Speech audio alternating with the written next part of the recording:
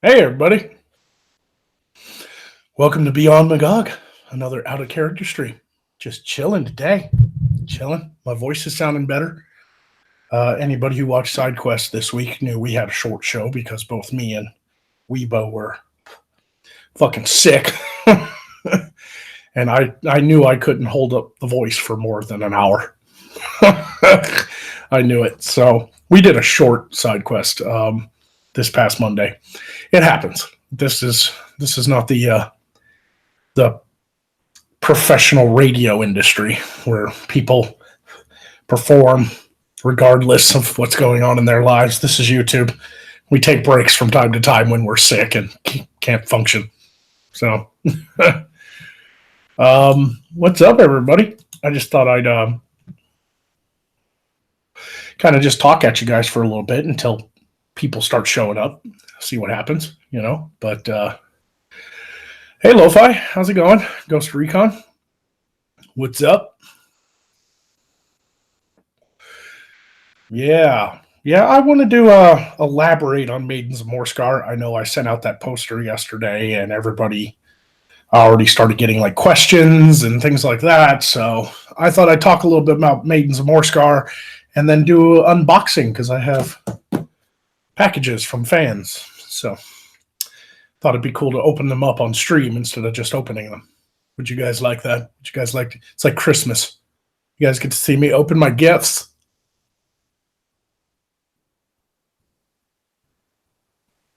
So anyway, yeah, just gonna wait until some viewers come in, and then we'll get started.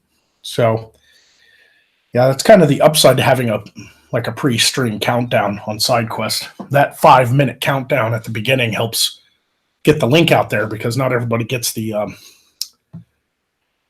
alert for like a show, which pisses me off. YouTube's gone to hell. So we're all trying to figure out ways to make this a living while at the same time, walk on eggshells around the YouTube policies and the algorithms and all that stuff. So, Dahawk86 says, "Hey man, first time making it to a live stream. Welcome. Have a wrench." Ben Meadway, you ain't got a wrench, Ben. What the fuck, man? Boom. What's up? What's up, everybody? What's up? Yeah, this is the other channel. This is where you guys can really come over here and then just kind of interact with me as the creator of Magog. And I don't have to worry about being in costume and lights in my eyes and contact lenses and makeup and doing the voice and all the performance and acting and all that stuff. Casey, what's up, man? It is a nice afternoon for stream. It is indeed. If you want the link, man, I'll send it to you. You can hop in if you want. So to you, Omegon, if you'd like to hop on. It's been a while, buddy. We need to talk. We were supposed to have a collab, and I've been putting a lot of stuff off. And that I'm trying to catch up on collabs. See, I promised Arcater before I promised you, Omegon, a collab. And so I finally caught up with Arcater. And I feel like I'm catching up on things, so we should definitely get together. Just let me know in the chat if either you or Omegon want to join. I also put the link on Patreon for $10 and up, guys. If you're a patron on Patreon, $10 and up, you can go over there to Patreon and click the link and join the hangout if you want. Just be respectful with your audio. I know some people are excited and they want to hop on and talk to me and everything, and that's cool. I love it. But if you're on the fucking freeway, it can be disruptive to people listening. Let's make it fair for everyone. Will maidens have blinky nips? That depends on the maiden. Really, what this idea stems from is I really had the idea of maybe doing like a Suicide Girls burlesque group or something for people who are fans of the stuff. Nephew's birthday and all. Oh, well, happy birthday to your nephew. Another time. Hit me up, man. Hit me up. But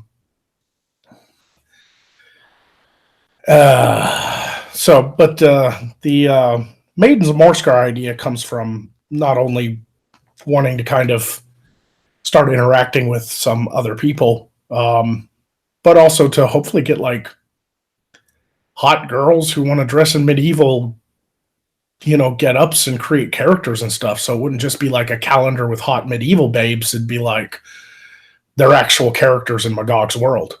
They're actual people, and they would have like a background and stuff. So if you buy this calendar, the girl picture would be there for whatever month, and then it would be, it would have like a little something about her, like her fighting stats or what her strengths and weaknesses are, and like where she was born and what kingdom and stuff like that. And I'm not gonna lie, it comes from the fact that my analytics show me that like 90% of my audience is men. Men like hot chicks. Women like hot chicks too.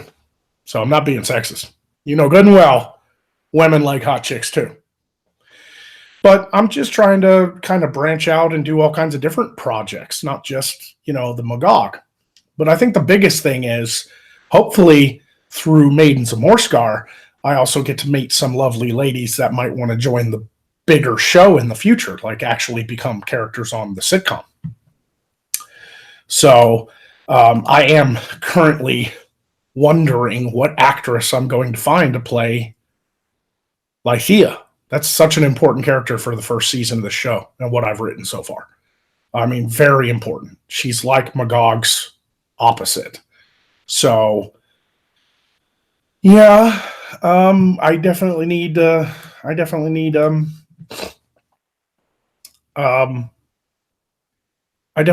some people to just start putting together some medieval outfits and taking some pictures. And then if I like what I see, we can work on a more professional basis. I can get a professional photographer hired to do the actual picture sets, find nice locations that look medieval. So right now I'm just asking for submissions. That was the whole reason for the poster. And I'm hoping some lovely ladies that watch the show and are fans decide to take a few pictures wearing their favorite medieval gown or armor. It's not like nudity or porn. I mean, they can have nudity if they want. I have nothing against tasteful nudity, and I put that in the disclaimer. I just don't want any pornography. I can't put that on my channel. I can't put it, even blurring it out. I can't do it. How long till you get the new series up and running? Well, I guess I'll update you on that too, I guess. No, she's opposite in the way that she has the same powers as Magog. She's a necromancer too. Got the white eyes and everything. But she thinks Magog abuses his powers. So you could think that Lythea's more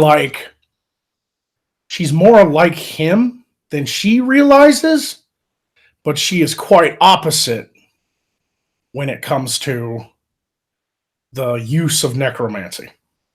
So I hope that answers your question, Toothless, without giving too much away. I'm trying to give wrenches to everybody I see. So this is the wrench stream.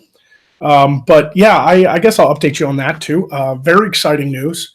I was going to wait until not Beyond Magog, a Building Morskar. I was going to do another episode of Building Morskar. So it took a little while to get a general contractor lined up, but now we have one. So we have a general contractor. We have the land is cleared. So in the coming weeks, my studio is getting built. The only thing we're waiting on right now is the guy from the county to come out and do the perk test. Because I got to get a perk test done to find a well. And then I got to get a well dug. And once a well's done, and we have running water up there, we'll drop in a septic tank. And once we know where the septic and water is, we'll know where we want to build, and our general contractor can get to work.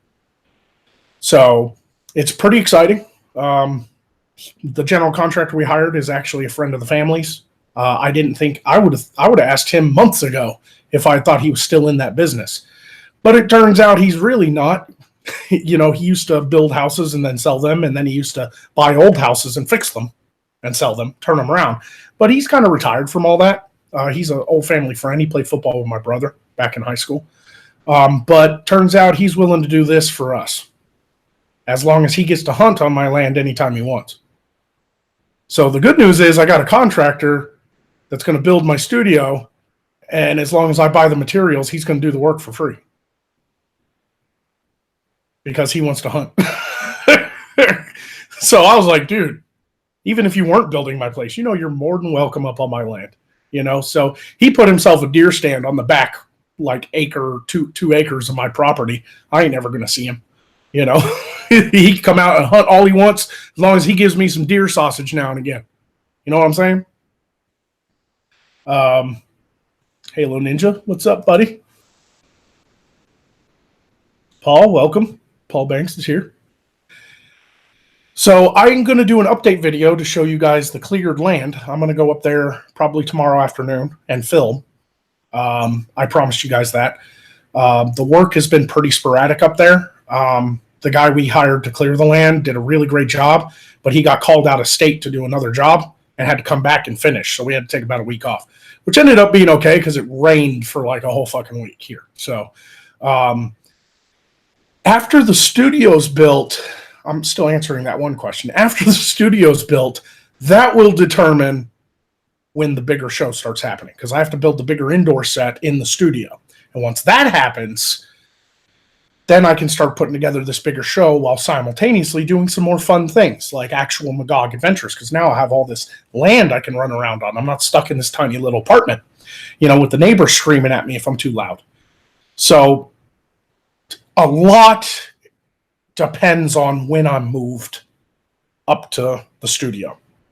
And according to the guy we hired, Nate, I won't say his last name, but Nate, good dude. He's our general contractor. He knows everybody that, if he can't do it, he knows somebody who will and who can do it for a good price. So he's got a guy lined up who's already going to lay the slab and everything for us. So we told Nate it'd be really great if this place was built and able to move into by the end of October. And Nate was like, easy, done. Just get that perk test done and the septic dropped in, and we'll go from there. So I'm excited because I don't actually have to pay my contractor. All he wants is the ability to hunt anytime he wants. And I'll fucking give it to him. Yeah.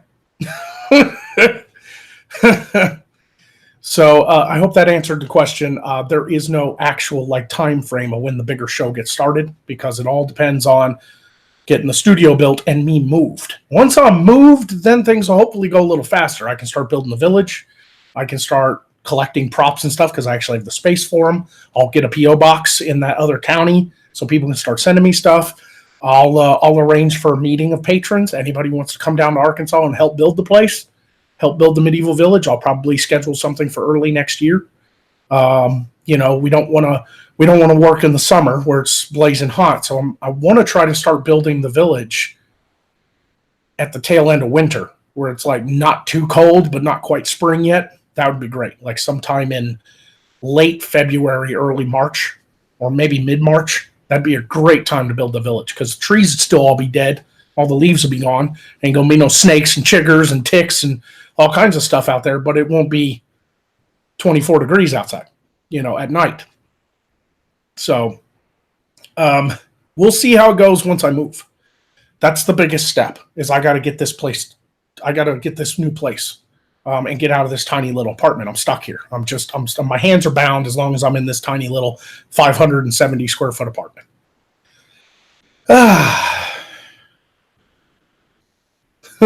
Don't let any characters with horns or antlers go on the property. I don't think Nate will be hunting anytime I'm filming.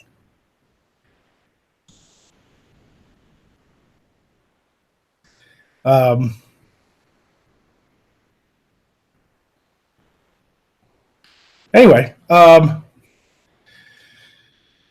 so yeah, that's a little update on the property.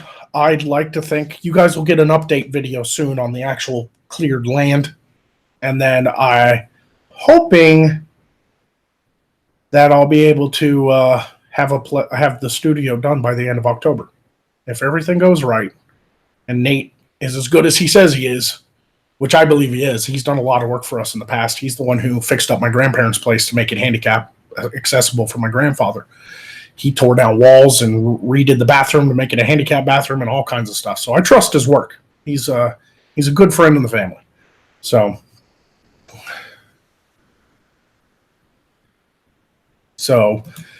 hey, Tube Frog, what's up? Have a wrench? Anyway, I guess nobody on Patreon is feeling like joining the stream.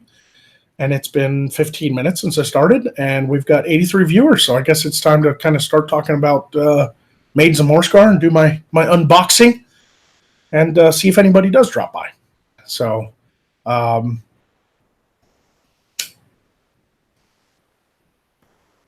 anywho, if anybody is a patron that's $10 more can join right now because the link is up on Patreon. But if anybody wants to come on and just say hi, I'm not closed to the idea of sending the link. I would just like to keep space to a minimum in case patrons do want to come on, because this, they do give money. I appreciate everybody who watches, but they give money. I try to reward them as often as possible. Right now I'm very busy. I don't offer a lot of patron awards, so I'm hoping to start scheduling Patreon hangouts and stuff. But I know this is more random and people don't, but is what it is. A lot of people are probably at work too. That's true. That's true, Wes. It is fucking Thursday? Yeah, it's fucking, But anyway, so Maidens of Moorescar is just an idea of kind of expanding Magog's universe and getting some women involved. Because let's face it, I have no idea, like, actors I can find. I know I could go out here to in my local area and just be like, you look like a Viking. Do you want to be on my show? Because when it comes to a lot of the guys, I need like bandits and marauders that Magog and Beardy will just like randomly kill. But man, I have no idea how to approach women. Like for acting, like they're going to think I'm doing a porn or something. People are different in the South. You walk up to a woman and is like, hey, I'm a filmmaker. You want to be on my show? They're going to think you're trying to get them to do porn.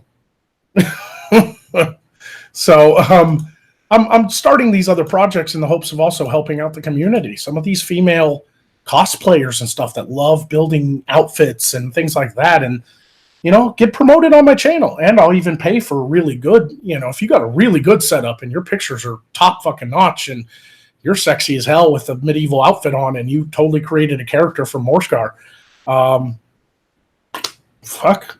fucking buy it outright. I'm putting money aside to hire actors and models and stuff like that to start promoting the show. So, yeah, hey dude, I'll send you the link.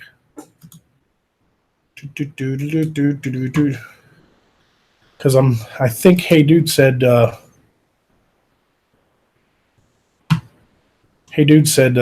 he had a friend who was interested and had some questions or whatever have you. So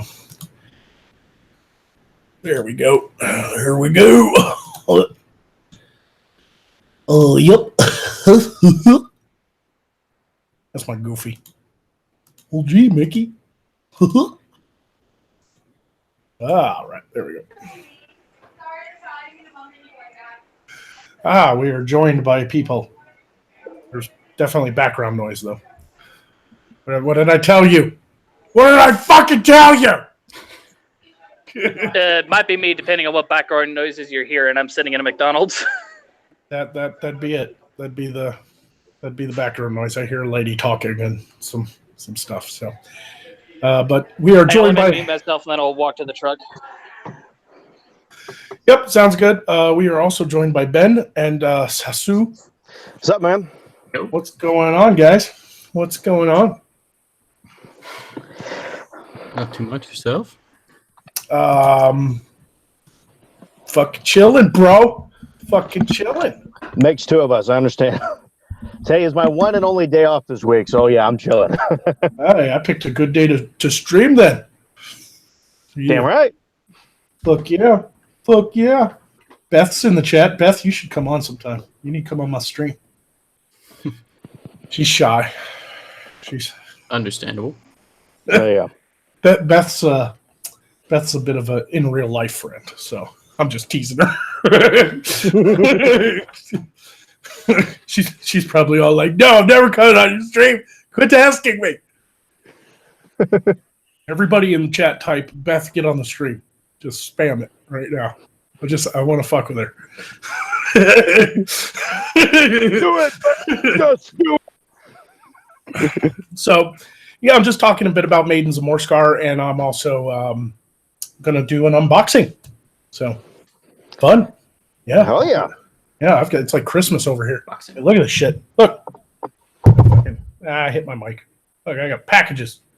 Nice. Packages, Awesome. boxes. Not even Boxing Day. It ain't even Christmas yet. That's awesome. I know, right?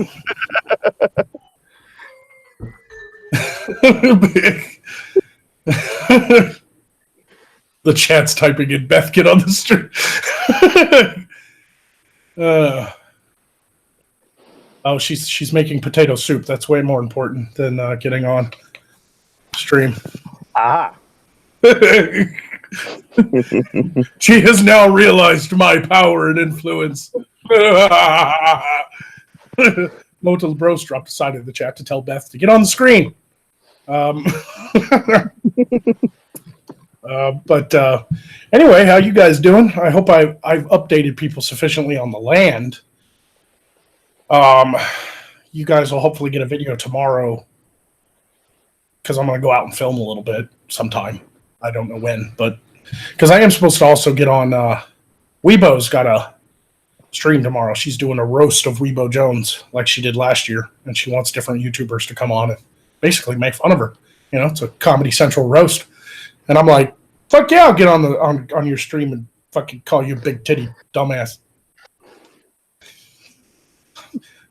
I will take any opportunity. I am literally an insult comedian. I can't wait.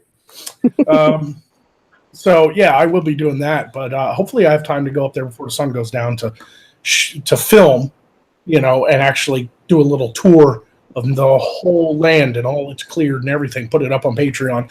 People need an update on that because I know everybody boosted my Patreon, so I didn't have to get a day job now that I'm out of school, and people are expecting results, and it's happening. I mean, I'm not reneging on that at all. And all the extra money I've gotten outside of paying my bills has just been going in the bank, just saving for production. Just Awesome.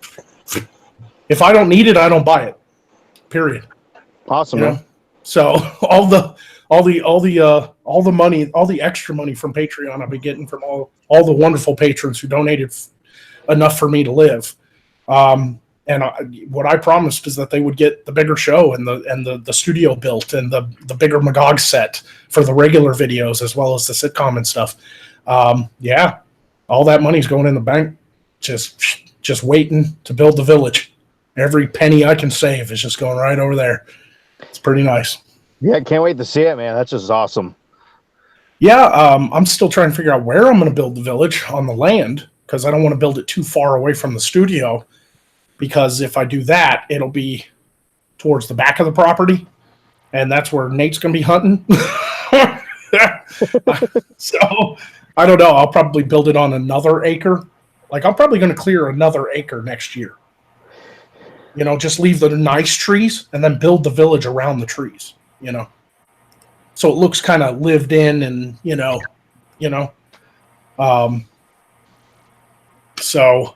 Dark Angel says, "Love your channel, Magog." Thank you, Dark Angel.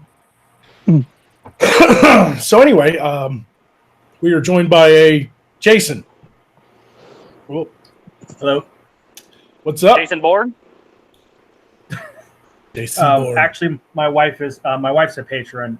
We were just we're joining under my account because we couldn't get hers to work.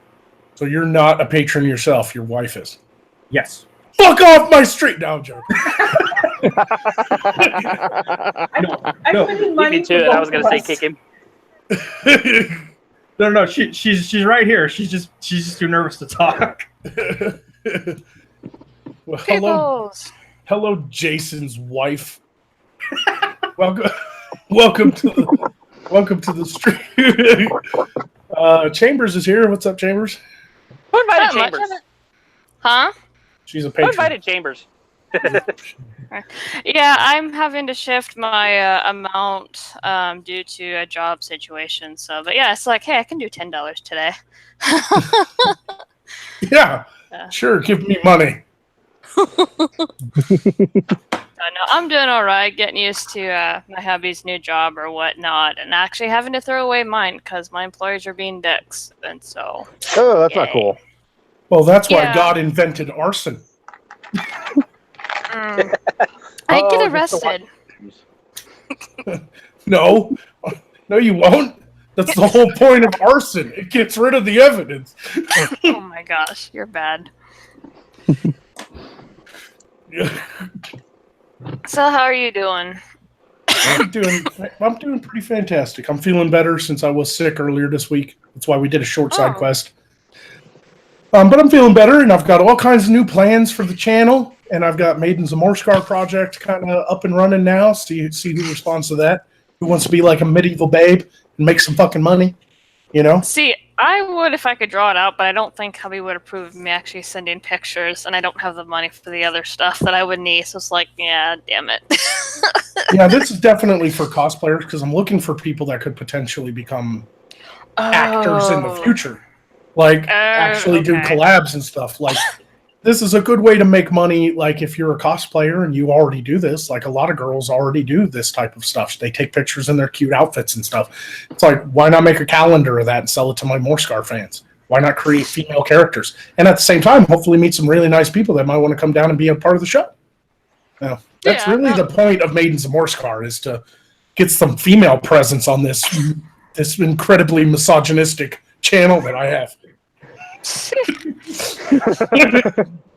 That way, when we get more SJWs complaining about the show, we could be like, "Hey, bitches, we're diverse over here." Yeah, I want to be all like, I hire women too. Sure, they get naked, but fuck, I hire women. But they are hired. That's what counts.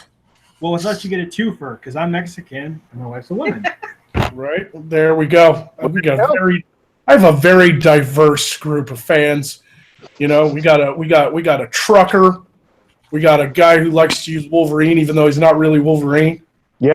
We got a goddamn Mexican and his lovely wife, who is a patron. Thank you for the money.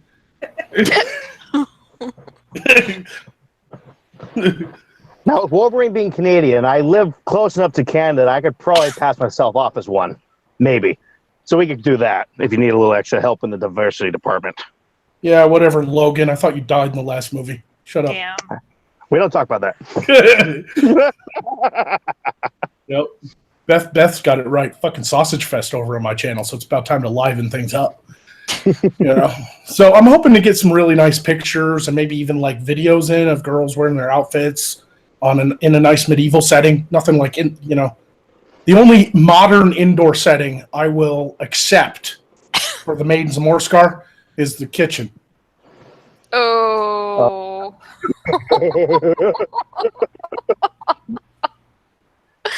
Oh my gosh. Just gonna let that joke linger.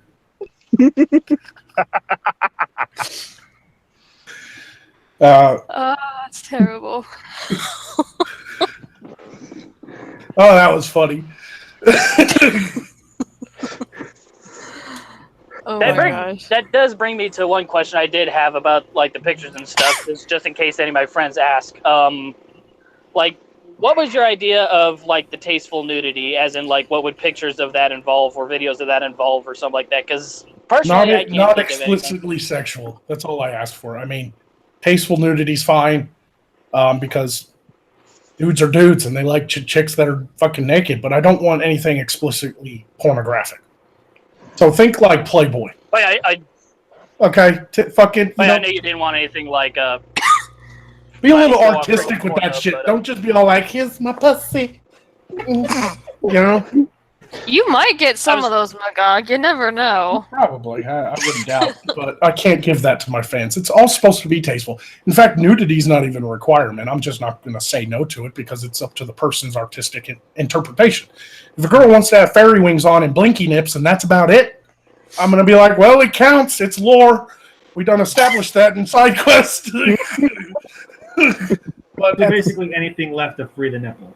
right. But at the same time, I'd prefer it if my Maidens of Moorescar are very, very nice costumes, very medieval fantasy themed, Yeah. And because I think that being a fan of my show, I think that people would love to see some like hot medieval babes.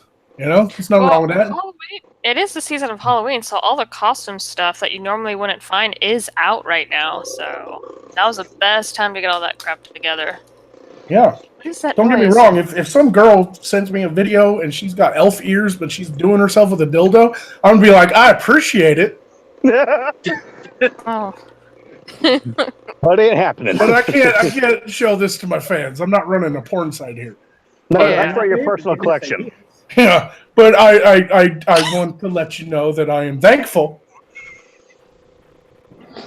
I'm probably gonna get a lot of pictures of dudes jerking off. Oh my gosh. That's really what's gonna happen, honestly. That's really gonna. Honestly, I wouldn't be surprised if at least 3 of the people that we've already seen on stream did that just to fuck with you. You're right. Beth says you're not going to say no because you're a male. Get back in the kitchen and make your potato fucking soup. I want to hear from you again. I think it's actually an interesting idea, man. Because again, like she mentioned, Halloween's just around the corner, and again, you're looking for new talent. So it's actually an interesting idea of getting a hold of. Yeah, because Halloween's around the corner, there's a certain dead raven that's for sale in most stores.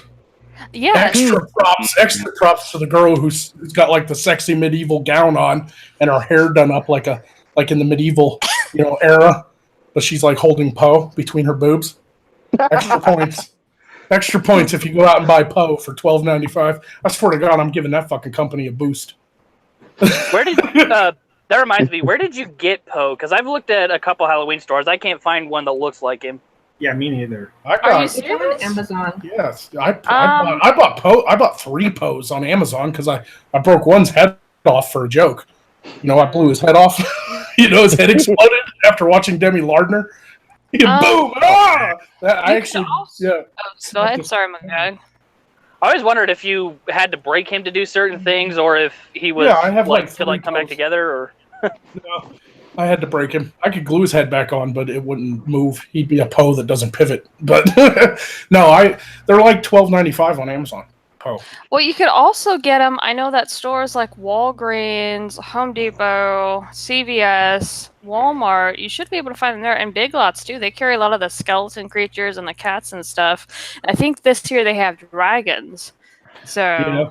Mota Labros says hard the to find. Dollar Tree has the crappy bootleg Poe. mm, That looks like Poe's retarded cousin. But the Poe that I use in my videos is on Amazon all year round. You don't have to wait till Halloween. But a lot of people start seeing him in stores at Halloween and then start tweeting me pictures. And I'm like, buy him. He's made by a company called Crazy Bones. And I swear I've given that company a boost. They're probably looking at their numbers like, how the fuck is our dead raven selling more than the rest of our shit? What the fuck is going on? let's just hope if they see you using Poe, they don't come in and get all like, "What is this shit? Why is this filthy humor representing our bird?" Oh, Yeah, I hope God. that doesn't happen. I'd love to be contacted by Crazy Bones and just have them be like, "We love what you're doing. Thanks for using our prop. Here's some more free dead things. Put them in your videos. Like, send me a whole box of skeletons." They actually have a full human skeleton that's posable. He's like $70, but he has like I'm gonna buy that when I move to the studio because I need room for him. I don't know where I'm gonna put it because he's a full size like 5'8" skeleton. But yeah, I got some jokes. I got some jokes I can do with a full blown human skeleton. Oh yeah. Dude, if you can get that before we get a chance to do a collab video, that would be great for a couple jokes. Hey, I do have a question because I know Count Dibula was talking about doing a collab with you, but this was like a while back. I don't know if you guys ever got around to that. No, I've been lacking on collabs because collabs take so fucking long. Like Arcader, my collab with Arcader, my most recent video, took 22 fucking hours of editing. Oh, Jesus. Yeah. Still, it turned out really well though. It's freaking hilarious. Because I have like a high standard.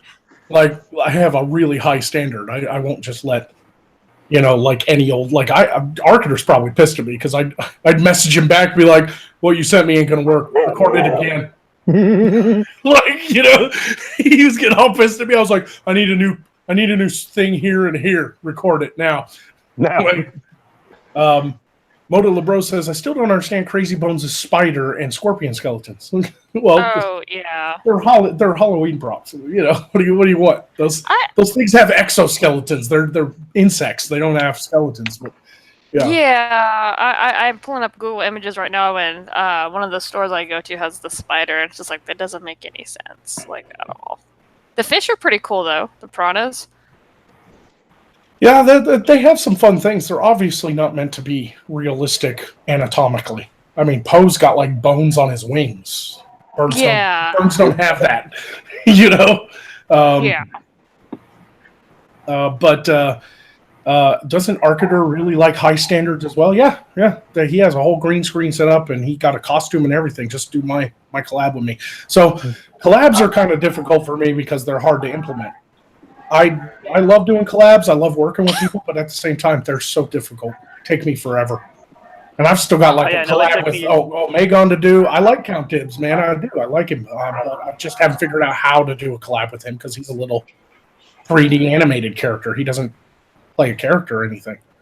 So I don't know how I'm going to do it. Maybe he could just pop up in a portal or something. I don't know. But well, like with you and me, we did that where Mir went and had a cartoon character that kind of like blinked in or had her hair moving. It was like a 2D animation. But yeah, I know he's had issues with his 3D program, and he only animates the intro now because his animations take forever to do as well. So yeah. And that's the thing too. Like back when we did a collab, I was still a really young YouTuber, and I hadn't quite settled on being so strict with my collabs. But now I have, because like I've done a collab with Jim the Ape and you guys were cartoon characters, and I did one with Toglin, and I was like, man, this doesn't work with Magog. Magog's like a real life character. Like I'm actually on screen, so I kind of stopped doing a lot of collabs with people that just use avatars. And it's nothing against that. It just doesn't look right with Magog. It just doesn't feel right, No, and it doesn't. Like for me, I have like I've done a cartoon collab with like Count Dibula, and I have like that dark sources or dark version of me or whatever. I mean, I don't have money for like props and stuff, so like otherwise I'd go like full on and play with that. But it's like, nah, I have to stick to digital art. Right. So, no, it's understandable. You need to do what works for your channel and your audience. So, no offense taken. Right, exactly. So, well, anyway, it's Christmas, so I'm going to start opening Christmas for you. Christmas came early this year. Some of these might be shit I ordered off the Geek app, but fuck it, I'm going to open it on stream anyway. Magog, one quick question, and then I'll head out of here because I got to get to moving down the road. Do you have a concept art for like one of the bars or taverns out there yet? Not yet. I'm working on that. I've got some sketches, but nothing solid or concrete that I'm ready to share. But I'll start doing stuff like that because, like I said, I'm going to start. I've got a new format for my channel because I've slowly been dying, losing subs, losing views, mostly because I do heavily politically and socially inspired work, and I feel like the YouTube algorithm is not doing anything for me. So I'm going to start doing more like comedy skits and lore videos and things that my fans really want to see. I'm still going to do the occasional SJW response video because it's something that I like doing. I like making fun of these retards, but it's not going to be the main thing anymore. I'm going to start easing towards the sitcom by doing just really funny comedy and Magog responding to everything. He's supposed to have a portal into our world. How I got stuck just doing like anti-SJW political stuff, I don't know, because Magog's supposed to be responding to everything he sees. He's an outside character looking in. So I'm going to start doing little shorter Magog videos. If anybody's a patron, you guys saw the little intro I did for those. It's a quick intro. These are going to be like viral videos. These are going to be no more than like 4 minutes long, but they're going to be like Magog responding to like old 80s TV commercials. Like, you know, like Magog responding to old cartoons and, you know, like things like that. And random fucked upness he finds on the internet. Yeah, and that's actually what I was. Oh. Go ahead. I was gonna say that was actually one of the first thoughts I thought when I asked you if you wanted to do a collab with me. Is maybe we just because I call myself a redneck quite a bit on my channel. Maybe we do a Magog sees a whole bunch of stupid redneck shit and brings this random trucker redneck on to explain what's going on. No. I think we're just gonna do a video where me and you are dancing to Eastbound and Down. Eastbound and down, loaded up in trucking. We're gonna do what they say can be done. Magog will just be like, "Yeah, I like this redneck shit." But yeah, I mean, that's the thing with YouTube. Other people have been losing subs. I was talking to someone else on Twitter. He's been dropping subs too. He gets up to a certain number and then he gets smacked back down. I've had random views just taken out of my account. I have over 2,000 subs, but my views suck for what I have on sub. So it's just like, I don't know. I think certain channels are starting to be shadow banned. I think mine is after the incident last year. And it's just like, I can't get my views back up to where they were, like, at all. It doesn't matter what I do, whether it be art, political, whatever. I'm starting to dip my toe into streaming a little bit and created graphics for that. So it's just like, I think my channel's like royally screwed right now until the algorithms and the other crap is fixed on YouTube. It kind of sucks. Yeah, I'm just you know, I've also noticed a drop in subs, but not just because subs aren't everything. Subs give you a general idea of like who watches you. Yeah, but what really matters is your view count and how many dedicated fans you have. And to be honest with you, I've dropped like in view count. Like my last video probably only got 7,000 views. I used to get between 12 and 15,000. You know, so people aren't getting the alerts anymore because YouTube. People are getting unsubbed by YouTube without wanting to. Like I've gotten plenty of reports from fans going, "I was unsubbed to you." You know, so no, I constantly check my subscriptions to make sure I haven't been unsubbed. When that started happening, like 6 months ago, right? Longer than that. It's been happening. It's like a bug on YouTube that's been happening for years. Well, it's not just that either. Like, I have videos like, okay, I watch crafting and cooking videos too. I have stuff that hasn't shown up in my feed for over the past year, and it's freaking weird. So it just, with all the Hollywood shit that's been moving in, and now I'm getting more and more notifications. Hey, sign up for a free subscription so you can have ad-free, or sign up for a free subscription so you can listen to your videos offline. It's like, I don't want to sign up for any of your shit. So, and that, I think that's where YouTube is going, and it's going to be a cold day in hell. It's going to be really bad when that does push that, because I think that's where YouTube is now going, and it kind of sucks. Yep. Well, we just have to adapt. I'm going to start doing some smaller videos as well as longer ones and see if that works, see if the people like them. More Magog, not less. Now that my voice is cleared up, I was supposed to start doing videos every day, but they were just going to be short, so I don't have to spend 16 hours editing. They were going to be quick. Yeah. You know, just start treating this like a day job. Get up every morning and work for 4 hours, you know, and see if people like it. I don't know if people like it or not. I'm going to try it and see if people like it. So, knife. The first package. Anyway, thanks for bringing me off Magog. I'm going to get out of here. I got places to be. All right, man. Thanks for coming on. We'll talk to you later, bud. No problem. Catch y'all later. Take care, man. Yeah. Where's the... Oh, it's a cool thing I bought. Yeah, this is from the Geek app. It's like a... What is that? Like a brooch or something? Yeah, it's like a... Oh, neat. Yeah, but it's got like the Celtic knots on it and stuff. I figured I could use it for a costume. Like I said, if I buy something, it's for the show. Like these. Okay, that's got a nice... those look fun. Ooh, okay. Nice, like, Celtic knot. Yeah, there's a bunch of them. I ordered... They were like $1 a piece. So, here's like a smaller one. Yeah. So those can be like added to a nice like maybe they can like pin the tops of like a lord's, like maybe more of a lord outfit, nothing a peasant would wear. But like maybe Yeah. maybe a nobleman's clothes could be pinned with this at the top, you know. So, Exactly. yeah, cool.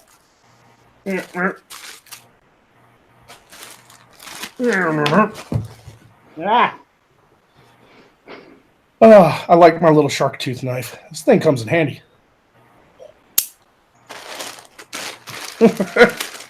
Gotta have one. Easily hide it. Yep, and you can easily hide it too. Yeah, it's pretty tiny. Yeah, alrighty. Let's see what we got here.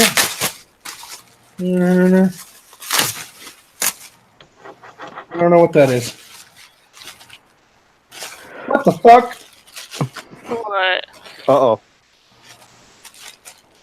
Somebody sent me. Who sent me this? I'm not going to Uh-oh. dox you.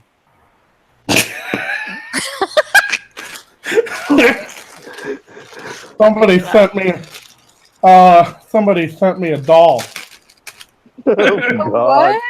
No, what doll is it? No, what type of doll is it? Is it that type of doll? hold on. Uh-oh. Hold on. Uh-oh. Huh? Uh-oh. I gotta cover her boobs. Oh, no! Oh no. You know who you are, but thank you. Thank you for the sexy Aw. anime Oh, okay. pirate chick. Thanks, buddy. Fucking weirdo. That's not weird shit. You know who you are, you fucking asshole. I'm gonna Oh put no. that on my desk right there.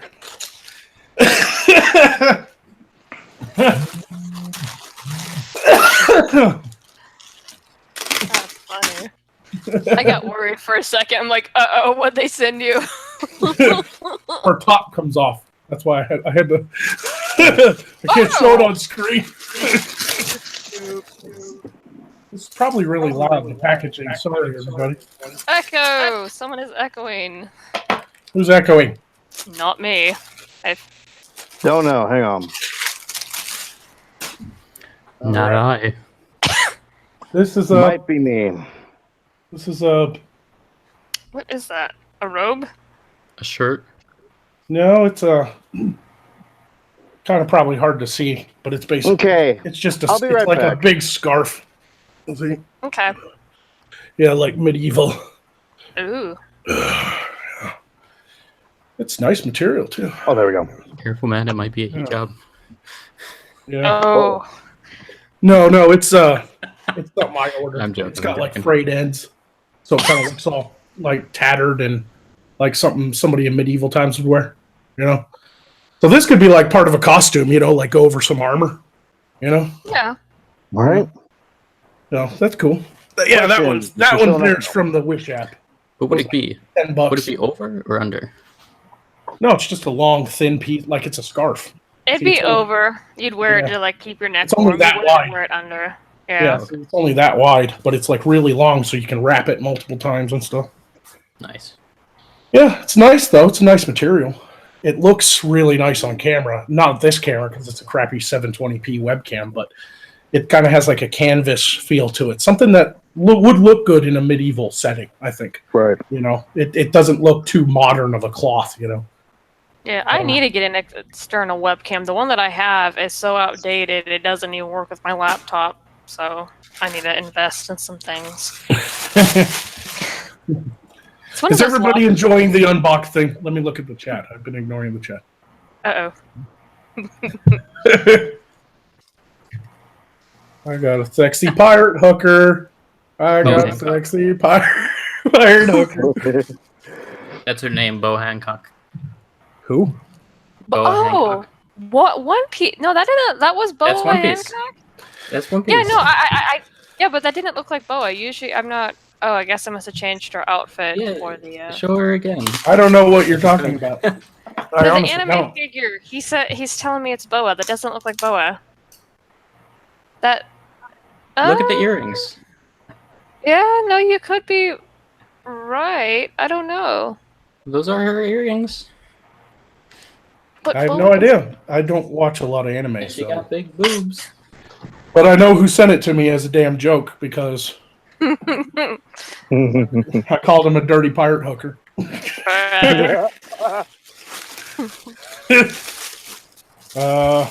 Should add a Magog flair to her. Give her her own sort of ludicrous undertaking. Nope, you're right. That is Boa. Okay. Yeah, I don't. What is that? A video game or anime or what? Anime. No, she's anime One Piece. Oh, okay.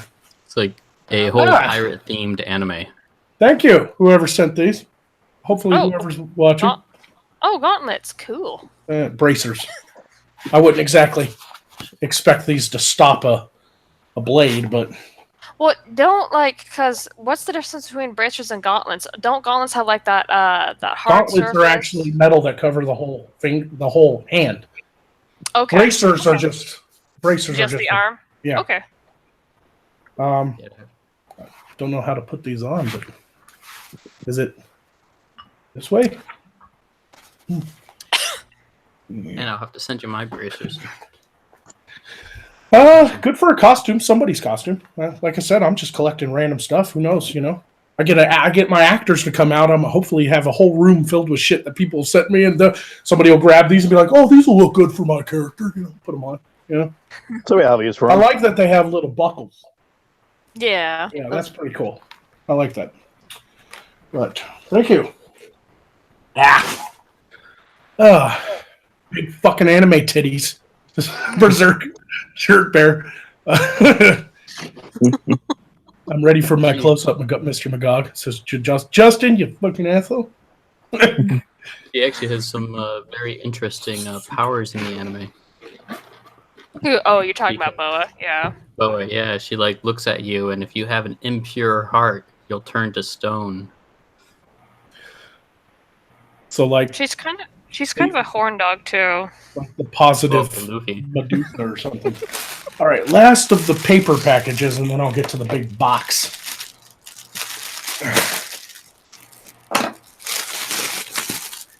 All right. This is probably something. Yeah, it has Chinese writing on it. So this is something I ordered off the Wish app again. I like to order these random shit because the Wish app, the Geek app, and the Wish app are so fucking cheap. And even if it comes in and I can't really use it myself, somebody will be able to. Oh yeah, that's a which one is this? Because sometimes it takes like 4 months to get something in, so I forget what I've ordered. Well, especially if it's out of China, man. That stuff I've ordered stuff out of China before, like video games, and good grief, took a month to get it. This is like a long coat. Ooh. It's got a zipper, which is not really what I didn't think it had a zipper. Is that more of like a trench coat style? That's a half, 3/4 length. Yeah. Okay. So that probably won't even fit me. I probably ordered this because it was an idea for another character. It's like a pirate coat, though. It has buttons and lapels and buckles on the front. See? But yeah, the zipper kind of sucks, though. I can cut that off, though. See? Very true. To make sure you that's on the inner lining. The zipper's on the inner lining. Yeah, you could probably get away with undoing the stitching right there, depending on how it's sewn. You could just Well, what I might do is just have them zip it up, but then hide the zipper by buttoning and buckling it up the front of it. The zipper's on the underneath. Oh. So, yeah. I don't know. It was $12, I think, $12 or $15. All right. Awesome. Well, now that I have my dirty pirate whore and a bunch of other shit, I'm gonna gotta have your pirate hooker. Yep. Now I did invite the patron who sent me this box, who was Second Fleet Actual. This is the big box. This is the one I wanted to open up on stream. I was hoping he'd show up or at least be watching, but let's see. Burger. Am I still presenting to everybody? Yeah. Okay. I'll keep an eye on the feed and the actual hangout. All right. Let's see what Second Fleet Actual sent me. Of course, he didn't just package tape it; he duct taped the damn thing. Duct tape is best tape. Gorilla Yeah. tape works really well. I actually had to duct tape with Gorilla tape a headlight of my old clunky car because I blew out a tire and the wiring was still intact, but the actual frame of that snapped, and so I had a headlight duct taped. Gorilla tape's awesome stuff. What? Sweet. All right. He sent some Burger King napkins with it. That's interesting. Oh, nice. It's a deer pelt. Ooh. An actual real one? Yeah. That's Oh, a deer wow. pelt. Yeah. That's really expensive. Jeez. Yep. Nice. Wait, what type? Leather on the inside. Deer. Ooh. It's a deer pelt. Nice. Oh, nice. Must be Yeah. 100. Yep. It's big too. God, that must have been a good sized doe or buck. Probably a doe. At a Renfest, I bought my wife a coyote pelt. Nice. It was getting kind of cold, and I can show you later the outfit she was wearing, but Fucker's it heavy looked too. good when she wore it. Is that when you stick on the floor or is that when you wrap around? Oh, it's definitely a rug. But it could be made to sew on because, I mean, it's just leather. I mean, you could sew this on clothing if you wanted. Yeah, you would have to get strong enough thread, though. None of Yeah. that fine thread crap. Yeah, hate but that animal shit. pelts are expensive, so thank you, Second Fleet. Mhm. This will look good on the, Damn. maybe hang it on the wall of the tavern or something. You know? Right? Fucker's hot. God damn. And he sent me some sort of Ooh. large potion bottle. That I like the shape of that. Look, I got deer hair all over me. Gonna have to vacuum It sheds. That it does. And looks like some smaller potion bottle. Ooh. And another one. Oh, that's nice. Comes with a glass lid. Ooh, has a nice that's nice. popping sound. Yeah, it's a nice potion bottle, huh? Yeah, That'd be fun.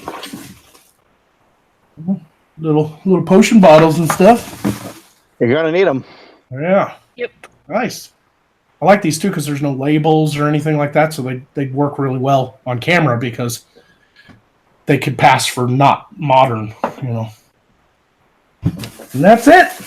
A deer pelt and some potion bottles from Second Fleet Actual. Thanks, buddy. Awesome. One of my patrons, as well as a big fan.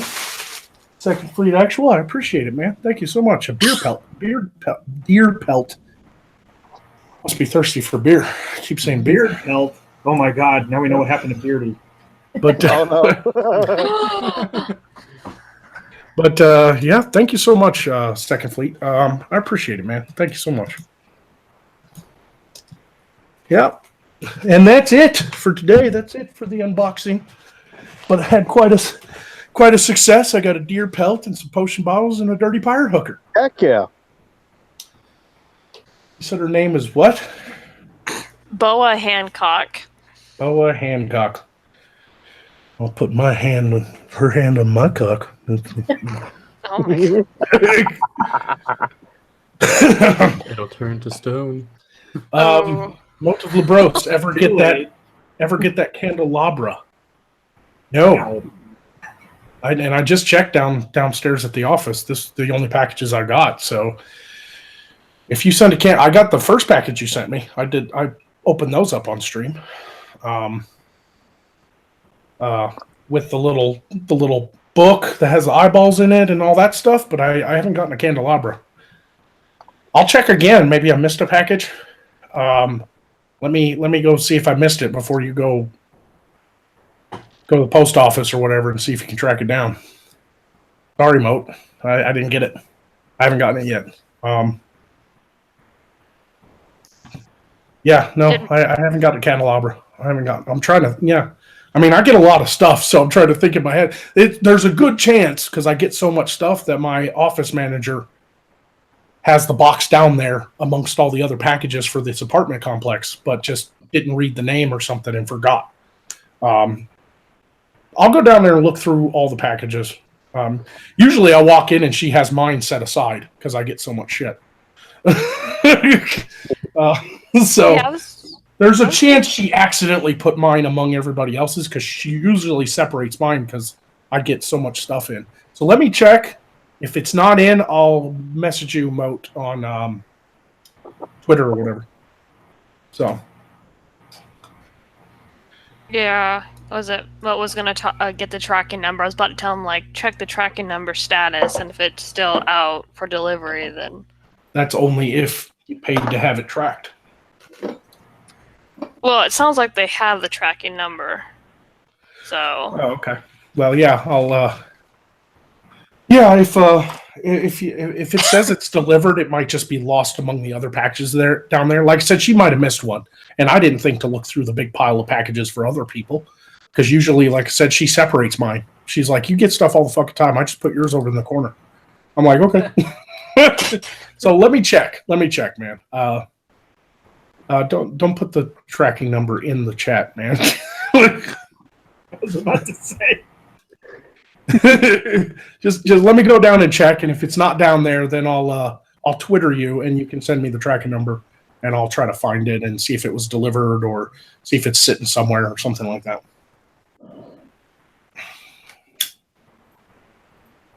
Anyway, that was fun. Thank you, everybody who sent me stuff, including my anonymous friend. I'd say his name, but he was like, "Man, I sent you something as a joke, but I don't want to be mentioned."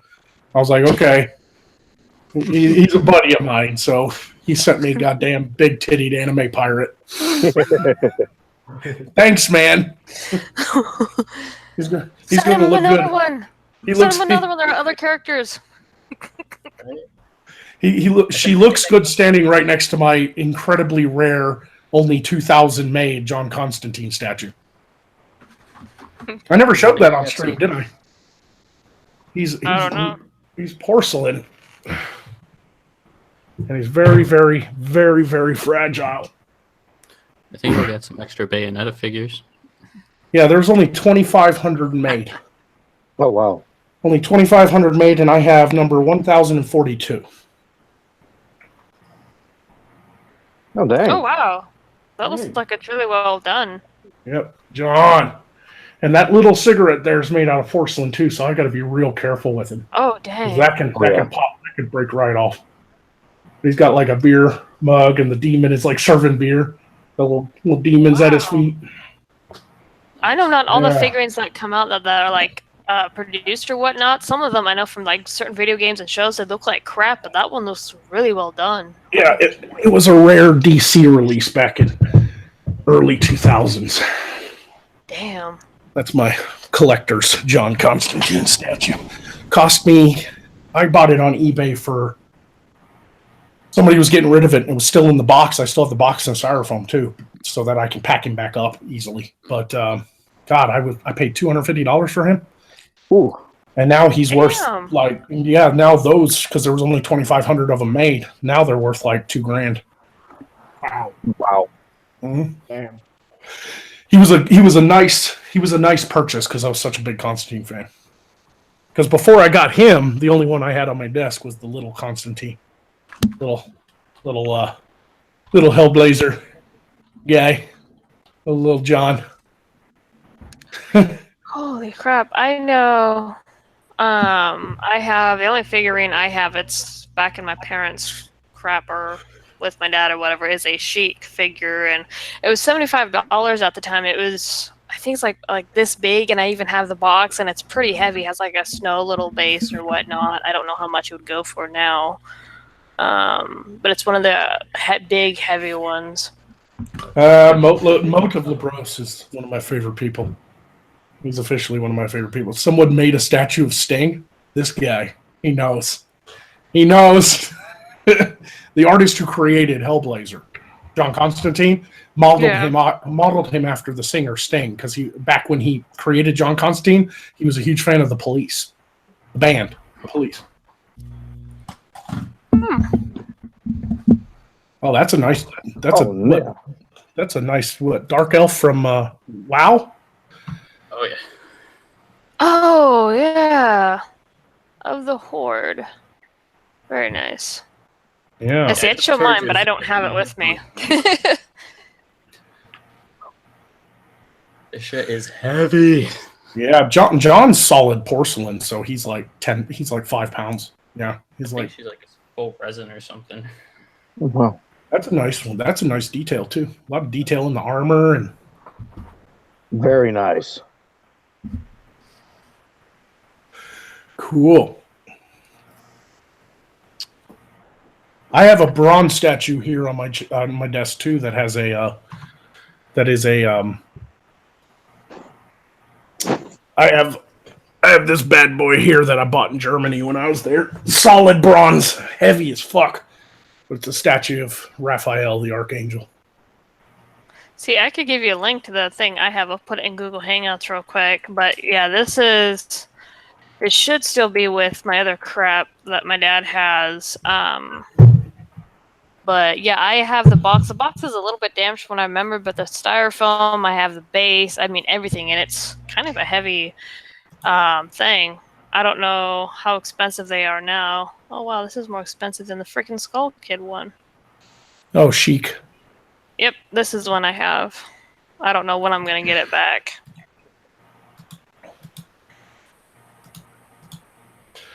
I might have to screen share.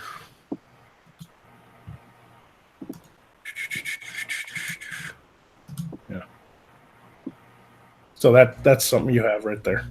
Yeah, pretty much. Like I said, I have the box. I still have the base. The statue itself is in good condition. The box itself, remember, I think the corner was a little bit smashed because of my moving and putting it in the tubs and stuff. But yeah, it still looks real nice. It was $75 when I got it. Not bad.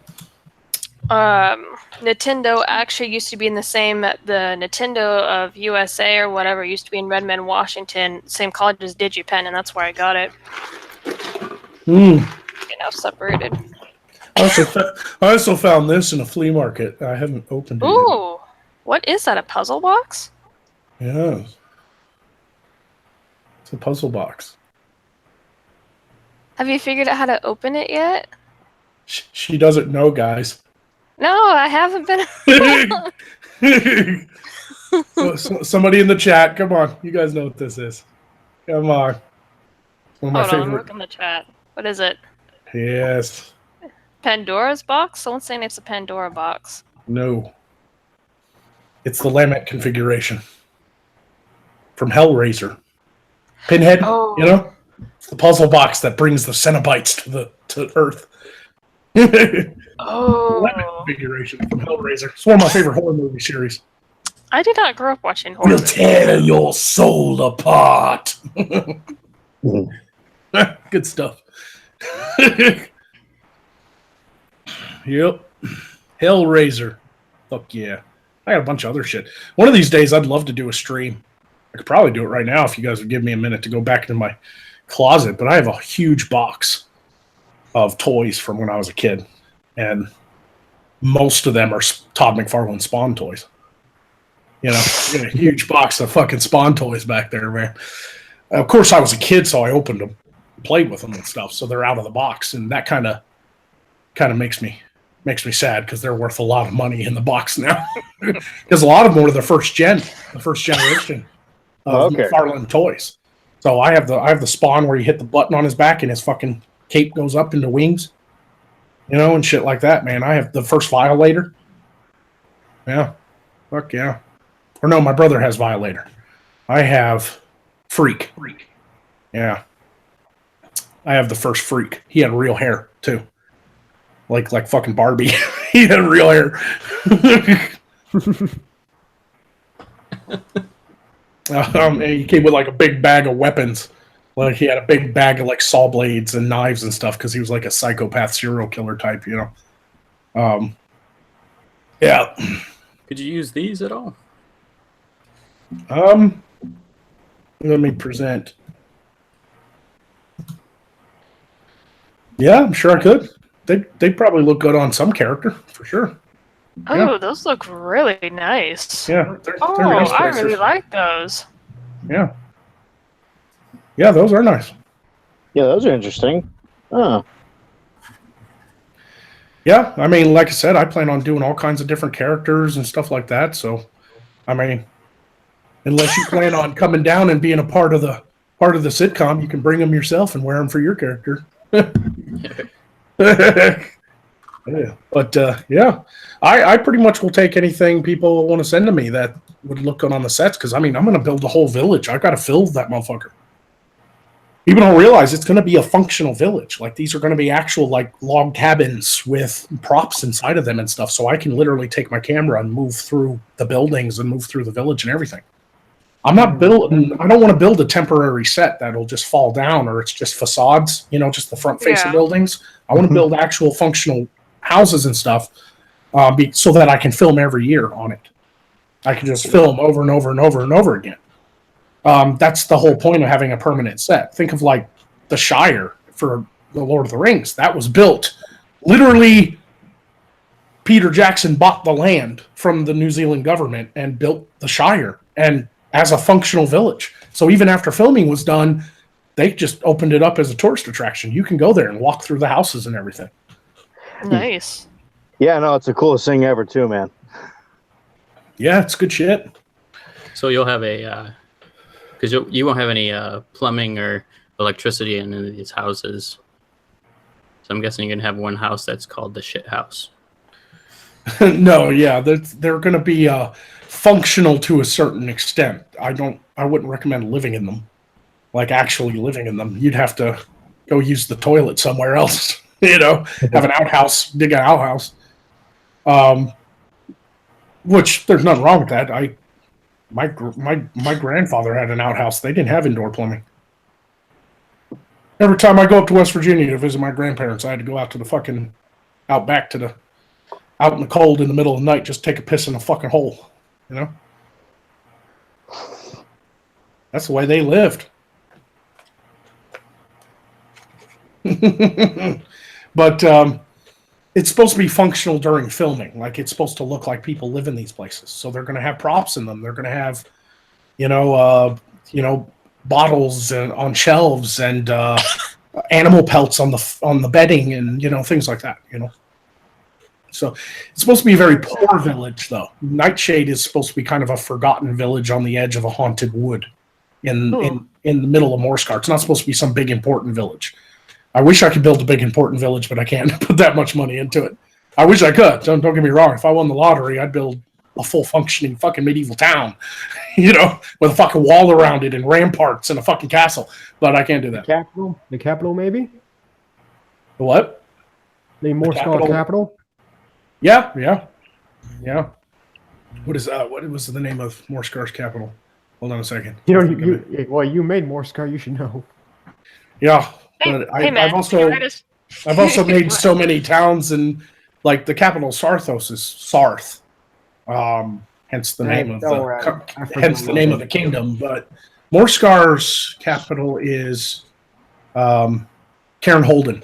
That's it. And I'd love to build Cairn Holden. If I could build Cairn Holden in real life the way I've imagined it, yeah, that'd be fucking awesome. So is there a I'm trying to find up your last video because you had I'm guessing you did a collab. Yeah, I had a collab with Arcater. So is he gonna be a canonical character in Morskar now? Not really. It was just a collab. I mean, collabs are not canon confirmed. Yeah, he probably won't be in the main sitcom, but he might guest star on a side quest or something. If like Beardy. I found Beardy's replacement.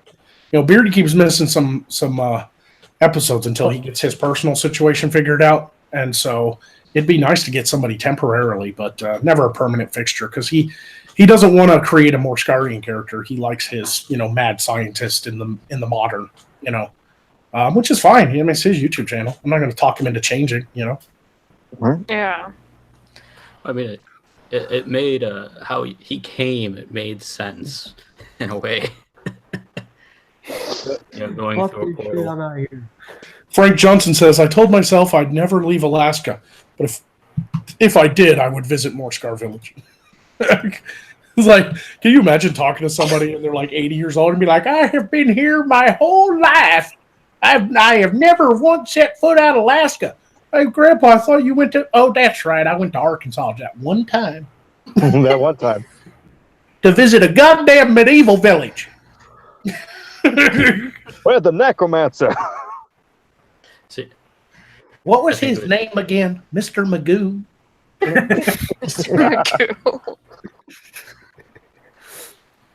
I think it would be kind of funny if. Oh, sorry.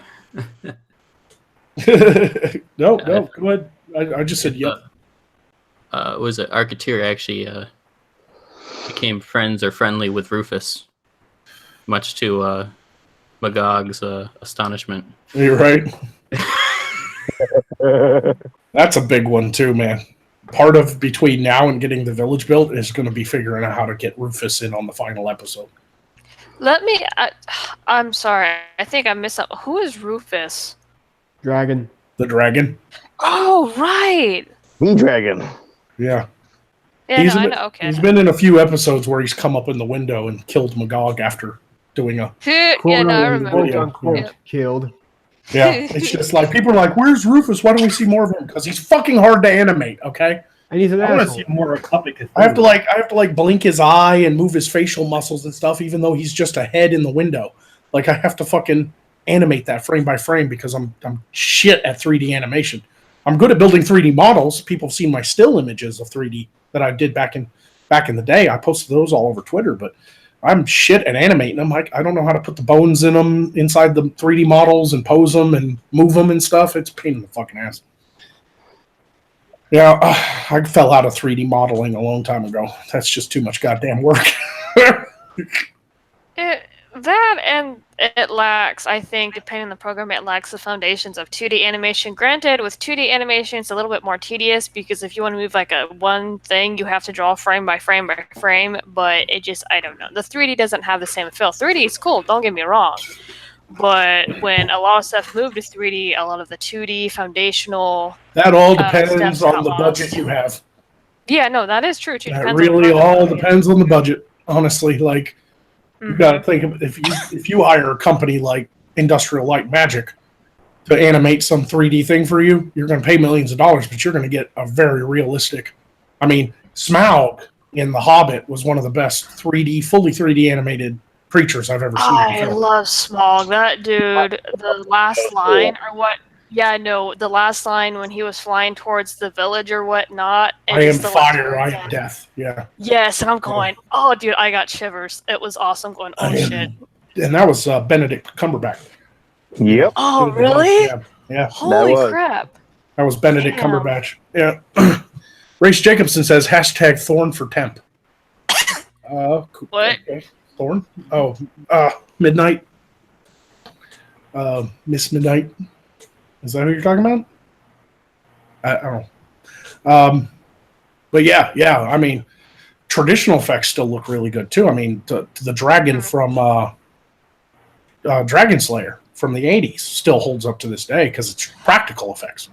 Speaking of Dragon Slayer, because I haven't followed, this project dropped off the face of the earth. Is Don Bluth and his partner still doing a live action of Dragon Slayer? Oh, They were yeah. putting together over a year ago, but I haven't heard anything about it since. I thought it was animated. I animated, yeah, it could have been, but the project fell off. Yeah, you're talking about the arcade game Mhm. / Right. animation, not the live action movie from the 80s, Dragon Slayer. Oh, okay, my bad. I got it mixed up. Yeah, like Yeah, Don Bluth made the animated arcade game from the 80s that had his animation. And yeah, he was self-funding a full length Dragon Slayer film, but I don't know if that's getting finished or what. I last I heard he did raise the money, but let me hold on. Somebody Someone said in the they did chat finish saying the that they movie. Finished the movie. I Have haven't they? heard anything about it. Man, if it's finished, I want to. I want to, yeah. Yeah, hold on a second. I'm gonna pull up a picture of this. This is the dragon from the live action. I think it was 1982 or whatever. Let me screen share this. Oh, This Dragon Slayer. Okay. There we yeah, go. this is the That's what dragon. it's called. Yeah, this is the dragon from Dragon Slayer. Holy shit! Let me. And it's a puppet, see? Oh wow! So Oh yes, I grew. Yeah. yeah, Wow. fantastic Wow. dragon. Fantastic. Absolutely That fantastic. looks awesome. Yeah. And it's a Jim Henson puppet. So Oh, Jim know. Henson did the best puppets, dude. 1981. Oh yeah. It Dark fucking Crystal. Yeah, He also did Peter Dark Peter Crystal. McNichol was the fucking star of that movie. You know, the And guy he's from on that from puppet, from too. Ghostbusters 2, Vigo. You know, that goofy motherfucker was like the star of that movie. Yeah. Wow. And there's, That, there's little baby dragons that killed the princess. They were puppets too. Yeah. Great scene when that dragon reveals itself, man. Fucking huge wings and shit, man. Fucking one of the best dragons on film, period. see, that's what kind of sucks about 3D animation too. Is it? Oh yuck. Oof. Lunch. But the art of puppeteering was lost because Jim Henson very much did a lot of movies and his puppets were excellent. But now that's just it's kind of gone. And then Jurassic Park came out. Oh Well, yeah, no, that was Yeah, but Jurassic Park blended them. That was still a goddamn And no one giant wanted to animatronic do that. fucking thing, you know. But it was, you know, it was. Supposedly the line that Jeff Goldblum's character said, like, "What do you think? We're out of the job. We're extinct," was something like the claymation animators said when they saw the CGI. Yeah, No, you're right. you know, I mean, don't get me wrong. I mean that movie, you know, holds up to this day. Most of the CGI. It was the first use of fully surface textured CGI. You know, of course, CGI goes all the way back to like Tron. You know, that was the first like 3D CGI used throughout an entire movie. You know, the light cycle race and everything was the first instance of actual 3D. Before that, it was all rotoscoping and stuff. Except for the little bits in Star Wars. 1977, they had like the Death Star plans was like these like a dot matrix 3D, you know, on a computer screen. They use that from like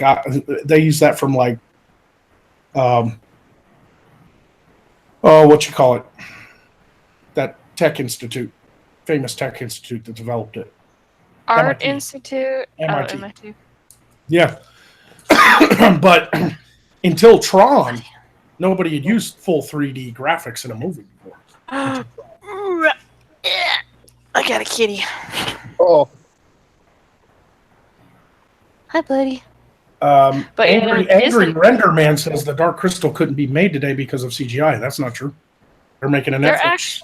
They're making a Netflix show. Yeah, Dark Crystal. It's going to be puppets too. Yeah, it's supposed to be before the split of the Skeksis, and the other creatures. I forgot the name of the darn things.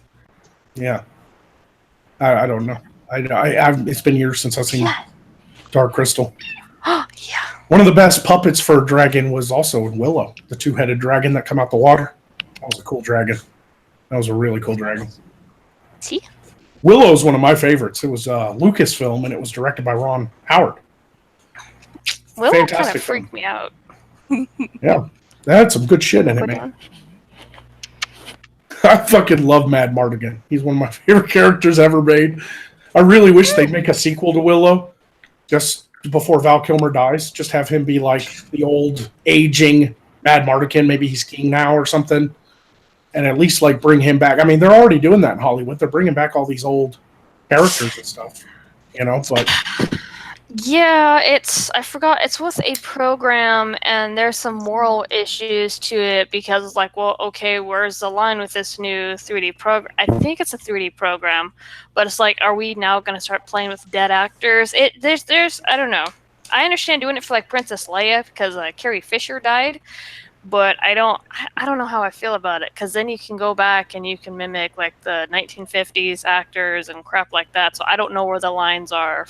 Yeah, they already did that in Rogue One. Fucking Peter Cushing was alive again suddenly. Like, are you fucking kidding me? Like Grand Moff Tarkin was on screen, and I'm like, that dude's been dead since '92. You know, that drove me nuts. I couldn't. It kept being uncanny valley for me. I could not. Yeah, it was get it out very of my uncanny head. valley. Yeah, it was very, very uncanny valley. Seeing fucking Peter Cushing alive again. You know, that man's been dead for fucking a decade and a half. You know, like they just brought him back to life. You know, but hey, they got the power to do it. I mean, they look at the technology to make actors look young. Mm-hmm. You know, that are old. Like, okay, it started in Tron Legacy. The new Tron movie came out, and they had this fully 3D animated Jeff Bridges playing, you know, Clue, and his program looked like him. You know, just the young him, and it was creepy, but it was real. It was good, but you could still tell it was animation. Fast forward, that movie came out in 2010. Fast forward 8 years. You go and watch like the new Pirates of the Caribbean the Pirates of the Caribbean Dead Man Tell No Tales, and it had like a flashback scene with the young Jack Sparrow. That was Johnny Depp. They just de-aged him, you know. And then you have another example of that was Robert Downey Jr. in Captain America: Civil War. Yeah. When he was doing his 3D render of his memory of not saying goodbye to his mom and dad before they leave. That was him. They just de-aged him. It was the same in Guardians of the Galaxy 2 with the young Kurt Russell. You know, it did a flashback to the 80s when he's with Star-Lord's mom, you know, on Earth, and he's driving that Trans Am, and it's the 80s and stuff, and it's just the young Jeff Bridges. The technology's gotten that good. They could just de-age actors, you know, and have stand-ins and stuff. The entire scene where Cersei in Lord of the Rings is nude and walks down the street through King's Landing, and they all throw shit at her, and, you know, the woman's walking with the bell. Shame! That was a 24-year-old actress that they superimposed using computer graphics. They superimposed Lena Headey's face on. I read something about that was her or the actress that made her walk down was actually kind of terrified when they did that scene, just because like the atmosphere that it created, and I hear it was really uncomfortable. No, I mean, it was, according to the interview, Lena Headey, the parts where it was real close up, she was wearing a body sock, and she said it was uncomfortable because she was barefoot. But, you know, they're all actors. They all got together. We're like, we're about to do this scene. You know, they all, you know, it's not like they were all perfect strangers. I mean, yeah, there was a huge crowd of people there, but it was like everybody's there to do a job. I mean, sure, it's always going to be uncomfortable to be naked in front of all those people, but she probably took one look at her paycheck and was like, I'm okay with this. Yeah, I can make this happen. Because the parts where she's actually nude, like it shows her full frontal nudity walking down the street, that's actually like a 24-year-old actress with Lena Headey's face superimposed onto her body. Yeah, that's computer graphics. It wasn't even her, really. They can do that shit now. I mean, it's just fucking crazy-ass fucking technology, you know? I remember I was watching Guardians 2, and I'm like, McCready? Yeah. John Dufresne says Kurt Russell. Did I say? Who did I say? I think you may have said Jeff Bridges again. Yeah. No, I could have sworn I said Kurt Russell. It's a Jeff Bridges. Because I always have to catch myself when I say Kurt Russell. Because when I say Kurt Russell, sometimes I accidentally say Russell Crowe, and I know I didn't say that. I'm gonna rewind. No, I don't remember Russell Crowe being a name. No, You did say. did I say Jeff Bridges again? I didn't mean Jeff Bridges. Thrones. Yeah, but you guys know what I meant. You know I meant. Sometimes it gets mixed up in my head, and I don't even know what I'm saying. So, but yeah, they just that's really awesome technology. They can like de-age actors and stuff like that. You know, so yeah, it's pretty good. You know, it's real good. It's kind of creepy too. Like, I think the creepiest was that real close up of Johnny Depp in Civil War. I mean, you could tell it was kind of computer graphics, but it was so clean and smooth. It's that uncanny valley. You're like, he ain't even dead. You just know he doesn't look like that. Like, he doesn't look that young. You just know he doesn't look that young. Mm-hmm. Johnny Depp You mean was in Robert Civil Downey War. Jr.? That's what yes. I'm getting mixed up. Pirates of the Caribbean had it too. God damn it. I still don't know what he did for Willy Wonka. Yeah. I That still was think just the famous that one was just all makeup. He had the fake teeth in, and was The Hobbit yeah, that's what I meant. That's with Legolas. yeah. It's still creepy because it's like two Legolas. different Yeah, people. Orlando Bloom still didn't look quite like Legolas from Lord of the Rings, though. You know, like they cleaned him up real nice, kept his skin smooth and all that stuff because he's an elf. He's young forever. But you watch him in Hobbit compared to Lord of the Rings, you're like, he's still thinner in Lord of the Rings. You know, he's still a little thinner in the face. You know.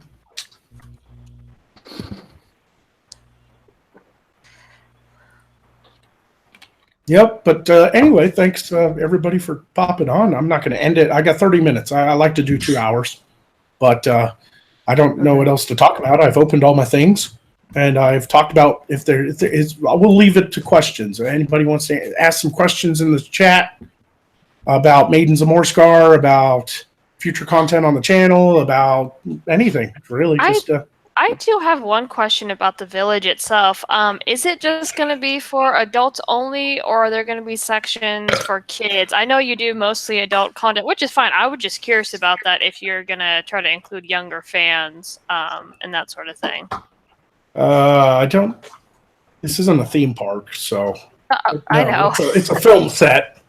People are more than welcome to come out and visit, and it'll be safe for kids to run around on and stuff. If people bring kids, they can come look at the village and walk in and out of the buildings and stuff, but it's not going to be that big a deal. Like, a lot of people are like, oh, I can't wait to come and visit. I can't wait for you to come and visit, but don't expect some like Hollywood movie set that's like 30 acres of a village. It's not going to be that. Right. No, this is a grassroots thing. Yeah, it's a grassroots, funded by the fans, partially self-funded and funded by the fans, because I cashed out all my retirements and everything, like to build this thing. So yeah, I mean it's going to be like 6 or 7 buildings. I think the biggest building in the village is going to be the tavern. Of course. Because it's going to have like it's supposed to be a tavern. So people are supposed to, like, adventurers and travelers are supposed to stay in it. So it's probably going to be 2 stories. And it's probably going to have a dirt floor. I'm probably not even going to put a wood floor down. Yeah. Because a lot of taverns, they actually would pull the livestock indoors, like pigs and stuff, to keep them out of the cold. They would actually have them indoor. Just pull the livestock in and put them in the back of the fucking tavern and shit. I've been doing a lot of research on like medieval times and stuff like that. You'd be surprised. Like, it doesn't look that fancy if you think about it. A lot of them didn't have floors. A lot of them just were dirt, and with a big hearth, and that kind of makes sense too if you think about it. If you had a wood floor and a fire going and a hearth, what are the odds that you catch your fucking building on fire? Like, you'd want there to be dirt, nothing but dirt around that fire, Exactly. Really think about it. I mean, if you think about it as well, people back in those days, dirt poor literally meant dirt poor. Oh yeah. Oh yeah. So you gotta think of stuff like that. How we're gonna build these buildings and stuff. It's all going to be very simple materials. They're going to look a lot like wood cabins and stuff like that. This is not a fancy village. What's going to make it nice is the fantasy elements I plan on designing for it.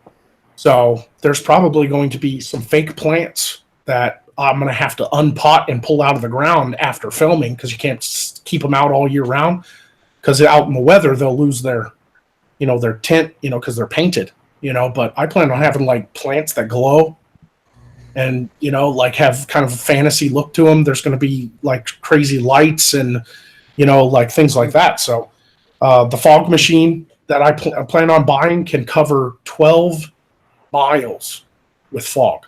Ooh. Gotta love that. That'll be cool. It can actually pump out fog for ground fog up to 12 miles before it dissipates. Oh, nice. Yeah. I'm gonna piss my neighbors off. Oh yeah. Land. I'll turn it off. Yeah, that thing is like the size of a like 5,000 BTU generator. That's how big that fog machine is. Oh. It's fucking, yeah.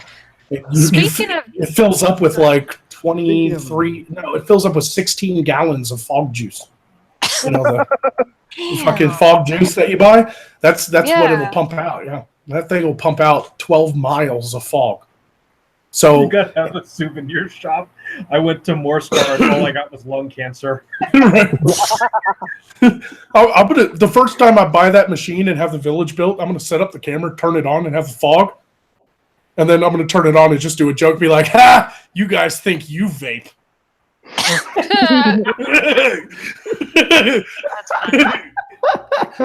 So, what are you gonna do with all the electrical? What electrical? Yeah. Oh, are you not going to have a backup generator just in case? I'm echoing. Who has me echoing? Wolverine. Yeah, Wolverine guy, you're echoing a bit on I'm your echoing end. bad, aren't I? Yeah. All right. You got headphones in? I do, as a matter of fact. Shouldn't be echoing if you have headphones in.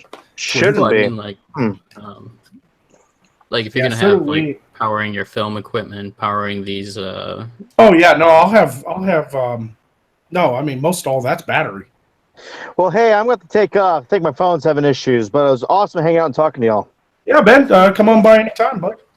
Oh, hey, and one thing, man. How is Beardy holding up? Just personally, if you don't mind me asking. I know he's got some stuff going on. He's doing all right. They're just trying to work through. You know, he's got to take care of his grandma constantly, so that's just her dementia's gotten really bad, so he can't stream and stuff. So, but wait, whose dementia's gotten bad? His grandma or his wife's grandma, really. Oh So, no, I haven't. Ugh, I haven't kept up with Beardy very much. Yeah, they're working it out though. I think they're going to find a more permanent solution for her care, and then he'll be able to come back. He's stressed, but he's doing fine. Yeah. You know. Well, hey, my best wishes to Beardy. All right. Yeah, I'll tell him you said so. All right. Catch you later. Thanks, Ben. Later, man. Later. It's like the only thing I would never wish upon anyone is to get dementia. One of my grandmothers before she passed away, I can't remember if it was dementia or Alzheimer's, but she started to forget stuff. Like she stayed over when I used to live with my parents. Her and my grandfather stayed over at her house, and she started walking around like her house, like not really clothed, and she forgot where she was. And my grandfather, she couldn't wake up my grandfather, so I guess she went to go knock on my brother's door and his friends at first, and she opened it, and they freaked out, didn't know what to do, and I was asleep. So, and then for some reason I got up and I found her wandering around. I'm like, "Grandma, are you okay?" And she goes, "Well, where am I?" I'm like, "Well, you're at my parents' house." And it kind of freaked me out because I've never had to deal with that before, but it's just, and then she thought I was my deceased sister. So the last time I saw her, I'm like, "Oh, that's nice." I mean, Second Fleet Actual drops a sign in the chat that says, "I can't wait to help build it." Yeah, and you missed me unboxing your package. Thank you, Second Fleet, for the deer hide and the bottles. Sorry, I didn't mean to interrupt, but I saw the super chat. Oh, you're fine. This is my stream, goddammit! Yes. But to answer your question, there's not going to be, like, the village itself is not going to have electrical. It's not going to have any. That's why it's cheap to build. It's not going to have indoor plumbing or electrical or anything like that. I mean, there's going to be electricity on the land because that's where my studio is. But most of the camera equipment, sound equipment, all that stuff runs off battery. You know? Yeah. Well, the only thing I'll have to buy a Jenny for lights if I have to add lighting, but I'm hoping to use a lot of natural light. Well, what about heating? Just in case there's like a storm or something. I mean, nobody's living in these things. It's for filming. It's not real.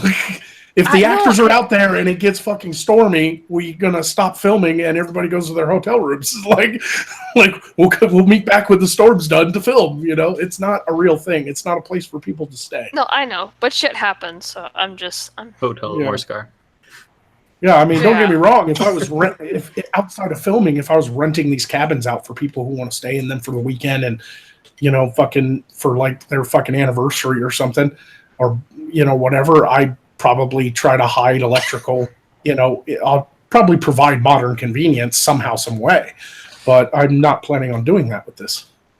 I just plan on building this to film the show. You know, this is, and for the fans to come and visit, we'll have a party and shit. But people are going to have to find their own accommodations when they come down to visit. Because, I mean, unless you really want to stay in a cabin with no bathroom or electricity, that's up to you. But I'm not going to be. You're going to have to sign a liability form or something. I'm not going to be responsible for you. This is used for filming. Yeah. Yellow. Yo, what's up, Dennis? Nothing much. Just came from work. All right. Tied up. Well, welcome to the last 20 minutes of the show. Yep. Yeah, no, I mean, it's a good question, though. I mean, people are curious about how this is all going to be implemented. It seems so big that it doesn't seem like I could be able to do it. But trust me, it'll get done. We're not talking, like, when you really think about it, you're talking more work, like physical labor, than anything. Lumber is cheap. Oh, yeah. Oh, I know. Lumber is cheap. Fucking shingles are cheap. I'm going to use wood shingles so it looks medieval. I mean, it's not going to be that expensive. It's going to be work, though. You got to build it. It's rustical. Yeah. Yeah. I'm glad I decided to settle on a medieval character, not like a sci-fi one. Sci-fi character, that'd be hard. Hey, we're going to build a spaceport on my 12.5 acres of land. We're going to need everything. Like, fuck that. No, it's all very rustic looking. It's all very medieval rustic looking. Even the fencing and stuff to keep animals in. Because I plan on hitting up some local farms and ask them if they'd loan us their horses and stuff to just put them in pens, just to have in the background. And the fencing and stuff is just going to be branches. It's not even going to be like real wood. So it's like medieval fair, just 24/7, something like that. Yeah, well, it's just for filming. I mean, when people come out and visit, I plan on hosting a yearly party for patrons, like a big event. But people will have to bring their RVs or stay in hotels. Which hotels in the area where the land is, the hotel in Beebe, which is probably one of the closest towns, is Beebe, has a couple hotels. They're like $30 a night hotels. I mean, they're not expensive at all. They're just Motel 8s. These are small southern towns. They're not. My land is 35, 40 minutes from Little Rock. I mean, you're not going to be staying in Little Rock prices. You're going to be staying out in the middle of fucking nowhere. You're going to be staying at trucker inns, which there's nothing wrong with them. California, $30 a night is like talking dirty to us. Yeah, like seriously, like people are like, what is that, a roach motel? No, they're nice, but they're just small towns. They don't have a lot of overhead. They don't have a lot of visitors. They get the occasional truckers and travelers travel through and stay the night, but they don't. These aren't big hotels, but they have plenty of rooms. My patrons come down, y'all could stay in the damn Motel 8 in BB, give them plenty of business. And it'd be like $30-$40 a night. What? Yeah, dehumidifier. Yeah, and then all you got to do is drive out to the property for the party.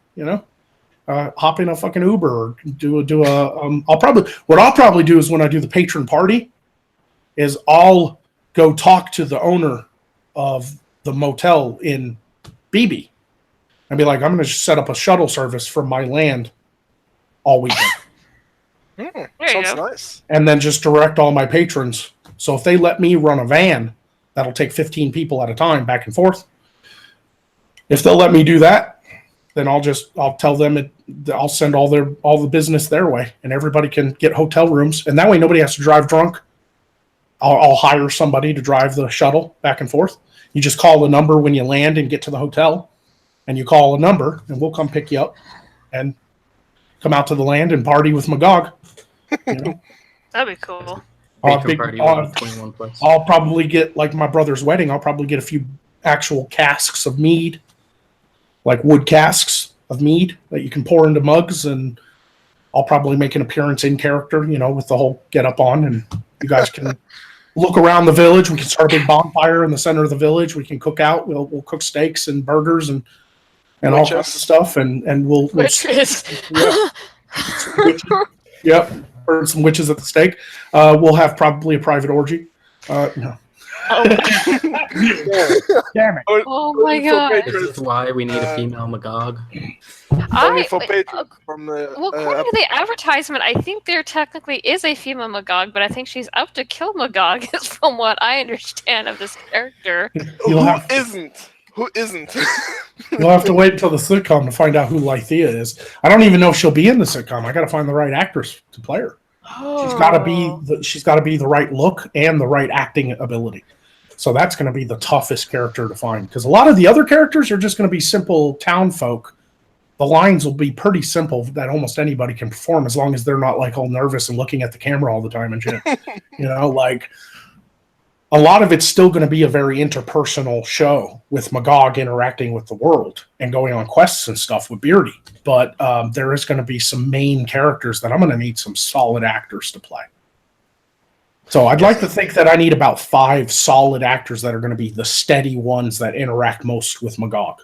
And then the rest of the people will be about 10 to 15 background actors, just members of the village that walk around in the back and they hammer and stuff, and they do village people stuff in the background to bring the village to life during filming. Basically, all you need to have to be a background actor living in Nightshade Village is a medieval costume of some sort. Because I don't exactly have a costume department. I have some stuff that I can give actors, but for the most part, if you can spend $150 on a medieval dress, or $30-$40 on some sort of tunic and a kilt, then you can be in the show. I might put you in makeup a little bit. It might depend. Like, oh, you're a farmer, you should have dirt on your legs and your arms and stuff. Even though you're not really on camera, it'll look better if you're in the background and you got a little dirt on your face or whatever.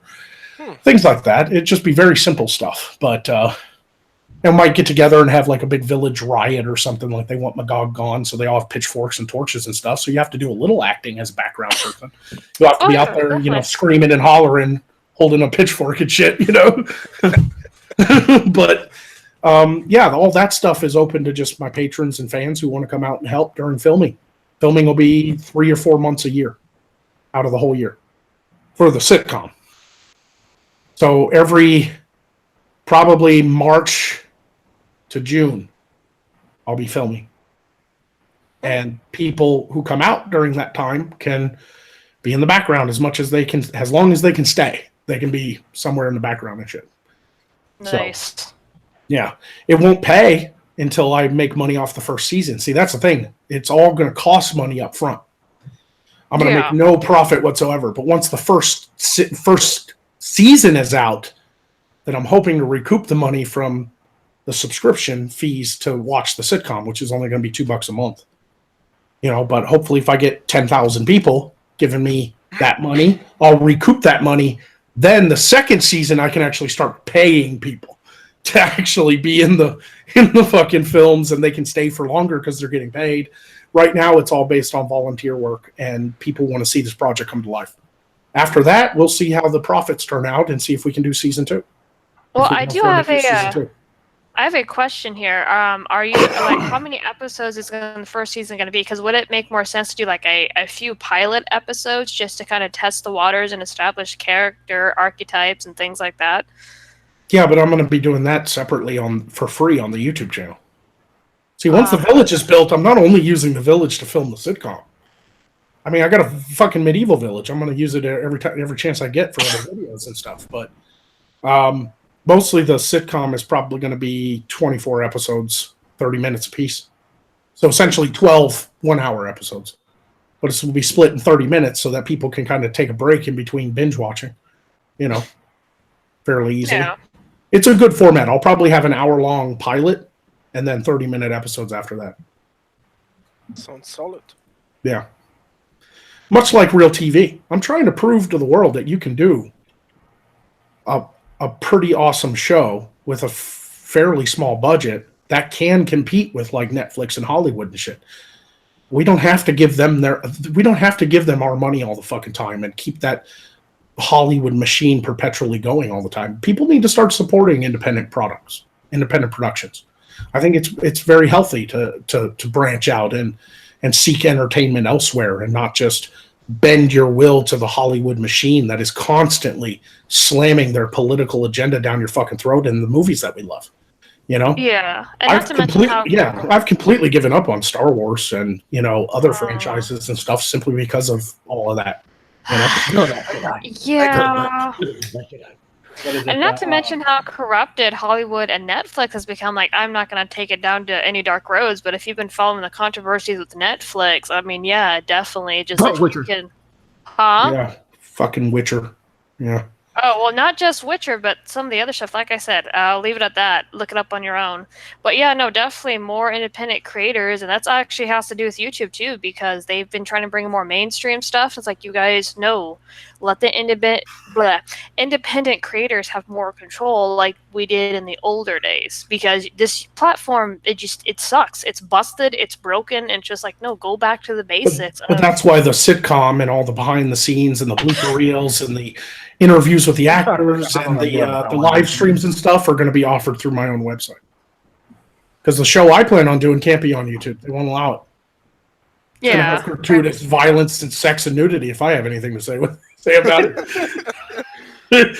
It's going to be a parody Game of Thrones, you know, like it's going to be a parody of Game of Thrones mixed with like Blackadder, you know, having like a 5-minute cut version for YouTube on YouTube and an uncut version on your site. But I also thought in order to keep production going and to continue to do it, if people like it, I thought $2 a month is not that bad. It's not a that's what 8 quarters. You know, it's like don't buy 1 bottle of Coke a month, and you can afford my show. I mean, if you do, you'll do it within your Patreon too, right? What I'll probably do is, if it's successful, I'll probably completely cancel Patreon and just collect money from the website. Because I'd much rather have people giving me $2 a month over there and getting something than just giving me money on Patreon because they like what I do. Don't get me wrong, that's saving my ass right now, preventing me from having a job. But how busy I am, I know I can't give the patron awards that I thought I could give. You know, I had all these plans to do all kinds of patron awards, and I've got people giving me $100 a month.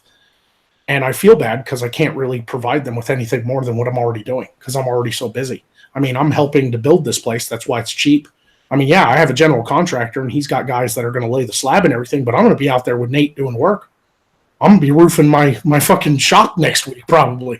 You know, like I'm going to be fucking helping him build the goddamn thing starting next week. You know, like I've got that going on. I'm going to start expanding my content to be almost daily. You know, these little short form Magogs as well as the live shows. I still want to launch Tavern Talks eventually, but we fell behind with that because of the situation with Beardy. Beardy can't even do side quests right now. So how am I supposed to do Tavern Talks? That whole show relied on me and Beardy being drunk together. Like that was the idea of the show, and I can't do it right now because Beardy's fucking busy, you know, with personal stuff. So he gets his situation figured out. We'll get to Tavern Talks eventually, but I've got that coming out. I've got to write these episodes. I've been writing constant ideas and stuff for episodes and half scripts and stuff like that to try to get ahead of the game for when it comes to build this village and film. And I've been trying to write new characters and stuff that are going to appear in the show and things like that. I'm so busy with everything I do that I feel bad that I don't award my patrons as much as I'd like. So I'd much prefer it if people just gave me $2 a month over there on the website. You know, because you get the sitcom, you get the behind the scenes, you get the blooper reels, you get the concept art, you get the interviews, you get the live streams with the cast and crew, you get the live filming of the actual sitcoms. I'm going to do that. I'm going to set up a 360 camera off to the side so you guys can log in and actually see the filming of some of the episodes. I don't want to give anything away, but you'll be able to see some scenes being filmed live. That kind of stuff for $2 a month is to me is a steal for $2 a month. Mm-hmm. You know? That's pretty good. So, and there's still going to be free stuff on YouTube too. I'm still going to do the Magog episodes and side quests and stuff on YouTube for free, but I figured if my website can replace Patreon, I won't do Patreon anymore. I'll just have the $2 a month over there. And people can donate more if they really want to support. There'll be a PayPal link. They can just give money whenever they want, but I'm always going to accept donations because all that will just go to props. It'll all just go to production. I won't even spend it on my own personal, Well, technically, it's your money. You do whatever you want with it. If you want, yeah, but I'm not going to be one of these YouTubers that are like, yeah, I got $100,000 a year now because I have 1 million subscribers. I'm going to go buy a Ferrari. No, I ain't doing that. I'm not saying you're gonna flex in any sense, but it's still your money. You do whatever you want with it. I need it now.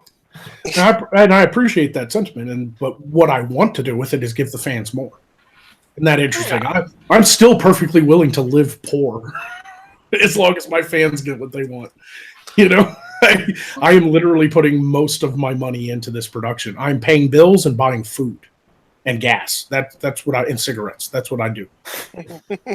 Everything I buy outside of that is for the show. Like these props over here. People are like, oh, but you spend money on the Wish app. But I bought like medieval clothing and shit. I didn't buy anything for myself. Yeah. I'm not over here buying, fucking, well, the dirty pirate hooker was a gift, but, yeah, no, I'm 100% dedicated, even if I go bankrupt, to at least doing one season of a proper Magog sitcom. Even if it doesn't work and I only get like 200 people over at the website give me $2 a month, I can't live off of that. That's going to kill me. It's going to completely bankrupt me. Because of all the money I've put into it. I've got to build the studio, the village, all that stuff. That's why I cashed out all my retirement funds and all that stuff. Plus, I did the GoFundMe. That $5,000 I raised from the GoFundMe, every cent of that is still in the bank, and every cent of that's going to go to the building the bigger indoor set. The big Magog Wizard Tower, Magical Emporium, the whole big set. So that Magog doesn't have to just sit behind a desk the whole time. He can actually walk around during regular videos, and he can interact with people that come in and things like that. It's going to be fun. But I'm going to live in literally like a 1-bedroom apartment with a bathroom inside of a studio. Most of that space is going to be a big empty space to build sets in. I'm not even going to have a proper house. I'm going to be living in a wizard tower just for my fans, just so I can do this show. So I've already sacrificed a lot, and I sacrificed a shit ton of my time and money, my own personal wealth, to do this one thing. And if it fails, it fails. I'll still be able to look back and go, I did one season. I did a proper show. I had actors and sets and props. I can look back. I could be 80 years old and look back and be like, one time, I could be proud of it, just that one. If it fails completely, if nobody subscribes to the website and I've lost all the money that I put into it because I can't, without making the money back on the $2 a month, I can't do a second season.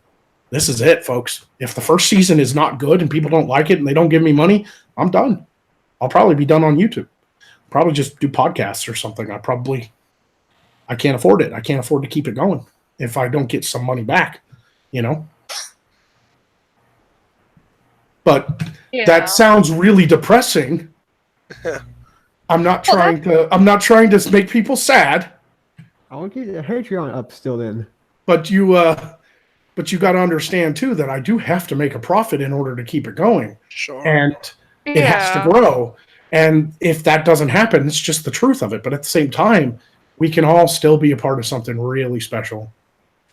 At least once, Yeah, I mean, as my husband says, expect the worst and then hope for the best, so that way you're kind of prepared. But with the way that the media is going, things like that, I do think you have a fair shot because a lot of, like you said, franchises are getting ruined. So to do your own thing and then stick to your guns, going, take your PC crap and shove it. This is my thing. You don't like it, go away. I have people who enjoy my stuff regardless.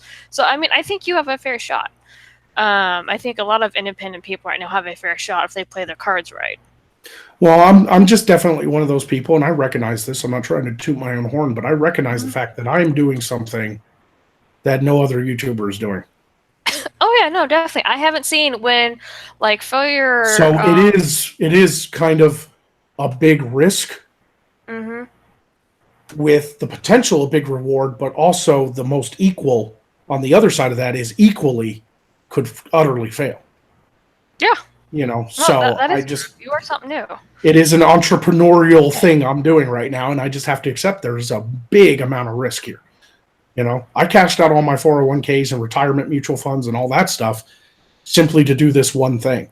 And even then, it's not enough. I still had to be like, I'm going to have to get a job. Luckily, my patron saved me from that, but it's still going to cost a lot of money up front to build it all, and then to hire the right people, the actors and stuff, and get all the right, volunteers and stuff who want to make this happen, with the hopes that in the future they'll get paid, because I will pay people when I make the money. But it is a very entrepreneurial thing I'm doing, and entrepreneurial things have a high risk of failure, but a high risk of reward too. And I'm willing to take that risk. So I'm hoping it turns out to be what everybody wants it to be. You know, I really do. You do have a super chat. Sorry, it just kind of. Yeah, I saw it. It's just it's moving slow, so I was gonna wait until I was done with my point. But the engaged few drops sign in the chat, says, "I call BS. You're doing it to live in a wizard tower." Maybe. There's nothing is real. Yeah. Nothing's weirder than that. I'm probably never going to get a girlfriend. Oh no! Maybe moment I bring a girl home, be like, "Welcome to my humble abode," and it opens up, and there's like creepy magic shit hanging from the walls, and skulls, and fucking magic mushrooms that are glowing in the dark. She's gonna be like, in the middle of a pentagram. Yeah, like some witchcraft shit going on up in that motherfucker. I'm never gonna get laid again. Oh, don't say that. Well, for free at least. Oh!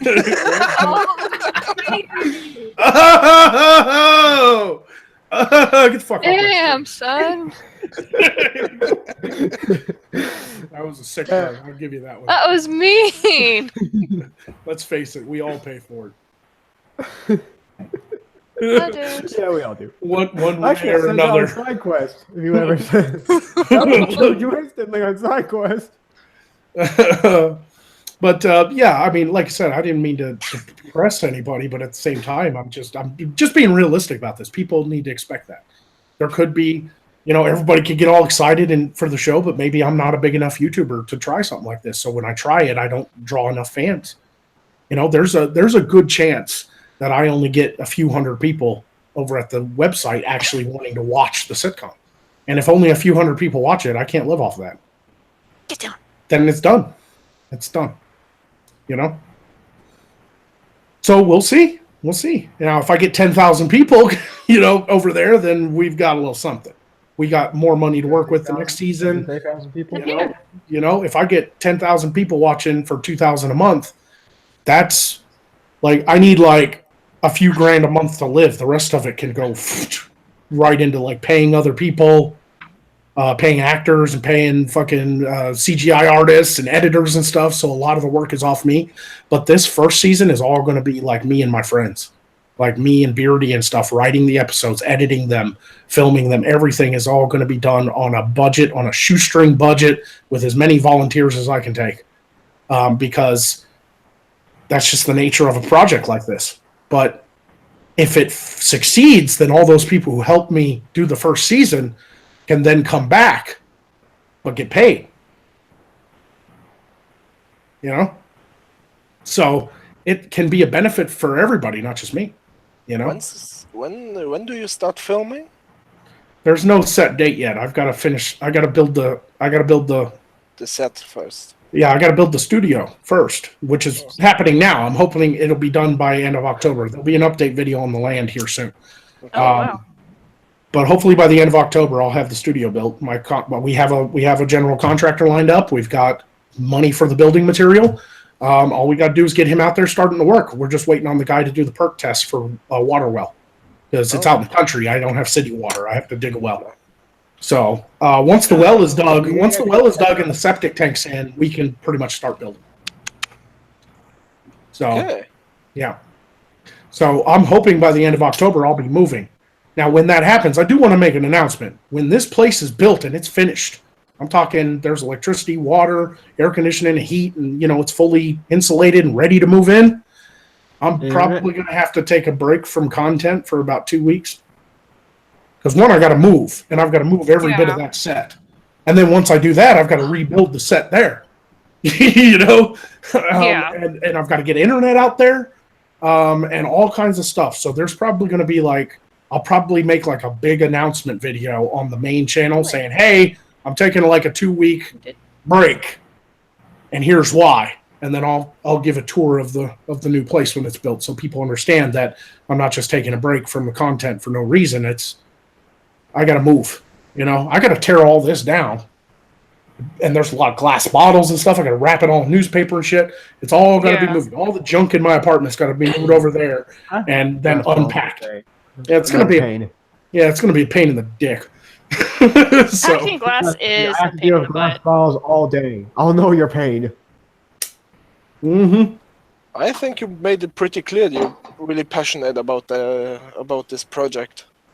Yeah, So, I hope even if you say you take a break for 2 weeks, people will know why. It's not just for getting away from YouTube or something like that, but to build something. Yeah, and then I'll probably need time to build the village. But once I'm living up on the land, things will move a lot faster.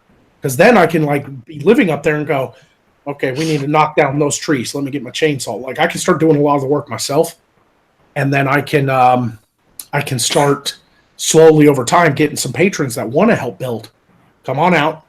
Let's build the first cabin right here, and we'll do that. And then they can leave.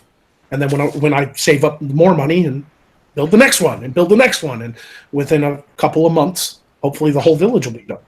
You know. Well, I got 2 weeks of vacation left, so just call me and I fly over. I mean, I appreciate it, man. But I'd hate for you to spend money. I mean, it's different for people who live here in the States. They can hop in a car, take some vacation, hop in a car, and be down here. But plane tickets are expensive, man. Oh, yes. I'd hate for you to fly out here. Let me see. I'd hate for you to fly out here and spend all that money just to help me out, man. I'd feel bad because I can't pay you. I don't care. It's fun. Also, I can say, look, I built something of that. I built stuff of this. Oh yeah, anybody who helps out will be. Anybody who helps out will be mentioned in the credits of the actual show and everything. I mean, you guys will get your props, and you get to see what you built on screen. You'll be like, I remember when we had to put that up, and it's just part of it's just part of the experience. People get to be a part of it, you know. I'm not contracting some prop company or something or something out of Hollywood to build all this stuff for me. I'm involving my fans, you know. Just don't be all like, not you specifically, but if anybody does come out to help, don't be all like stalkery and rapey and shit, okay? Like, I have guns, okay? Once you learn where this property is, don't be coming out randomly and shit. No. That's a good way to get shot. Is it even safe for Mexicans in Arkansas? Yeah, we got tons of Mexicans here. What are you talking about? Yeah, they all at Home Depot right now look for work.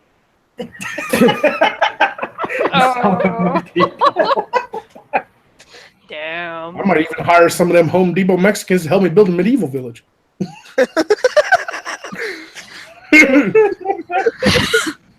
Oh, man.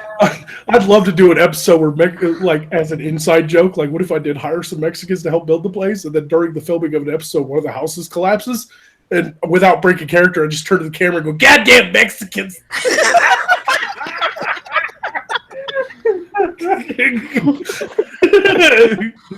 Oh no.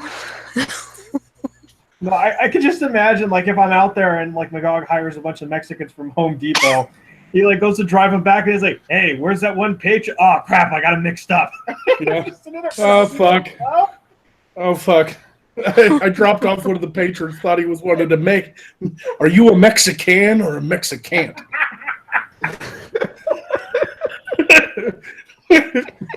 That's terrible.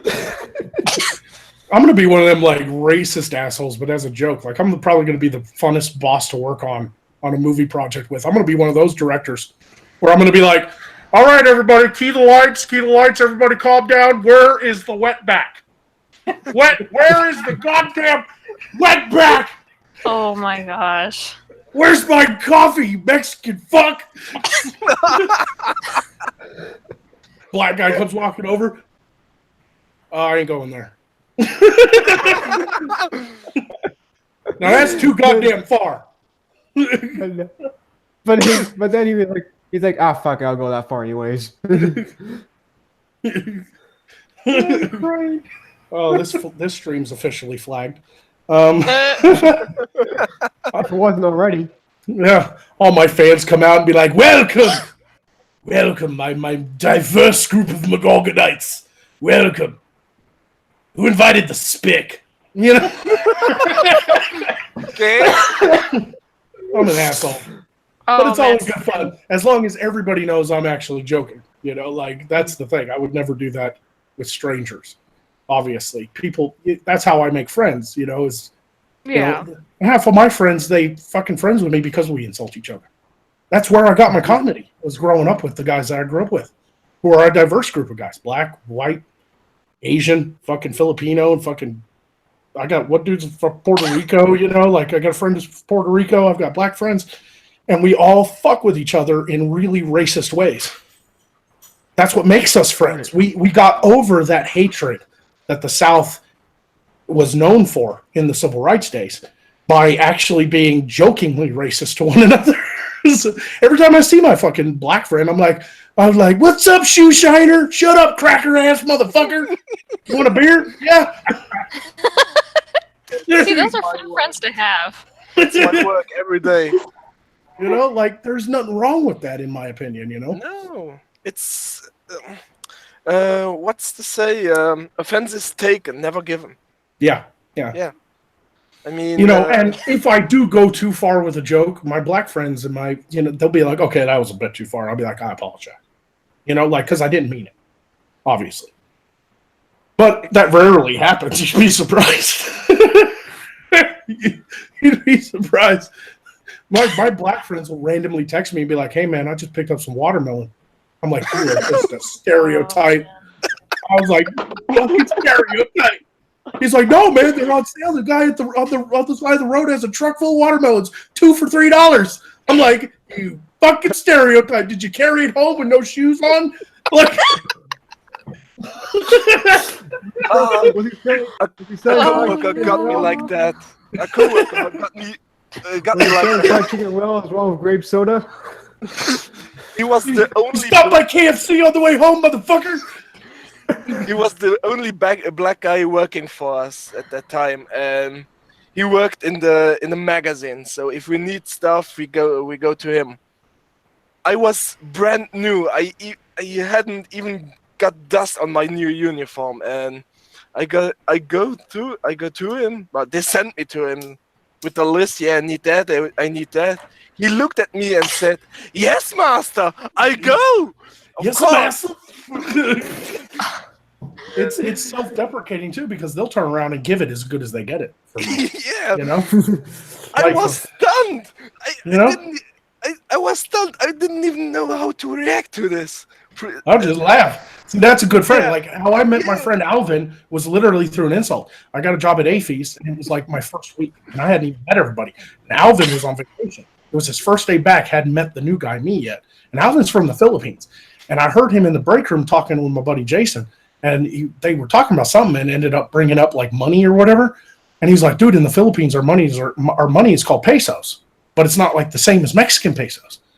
And I overheard that, and he come walking out, and I, like, dropped a box right at his feet, and I was like, pick it up, Pedro. And he was like, who the fuck are you? And I'm like, I'm the new guy, Jeremy. I was like, pick it up, Pedro. And he's like, man, I'm from the Philippines. I was like, I don't care what part of Mexico you're from.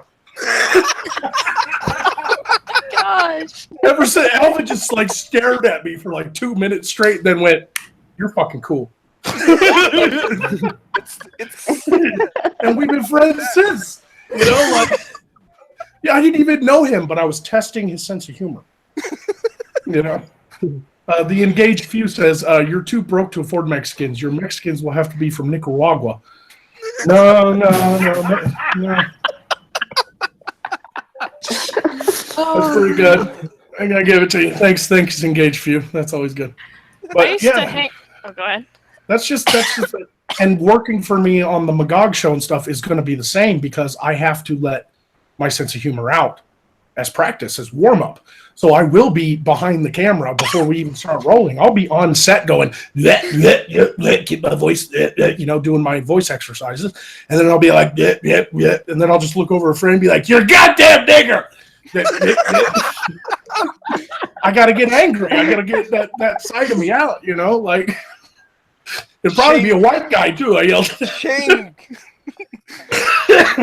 I actually I have a funny story of when I used to live in Chicago. It was going to a trade school or whatnot, and I was friends with a couple of black guys. One of them I used to have a crush on and whatnot, and so him and his buddy are like roughhousing in front of us, and we're all sitting in the cafeteria, which is mainly full of black people. And I'm like, we're laughing as we're watching him and his friend like horse around, and I suddenly shout like, "Quit messing with my nigger!" And like all these black people just suddenly turn their heads, and like one guy goes, "What?"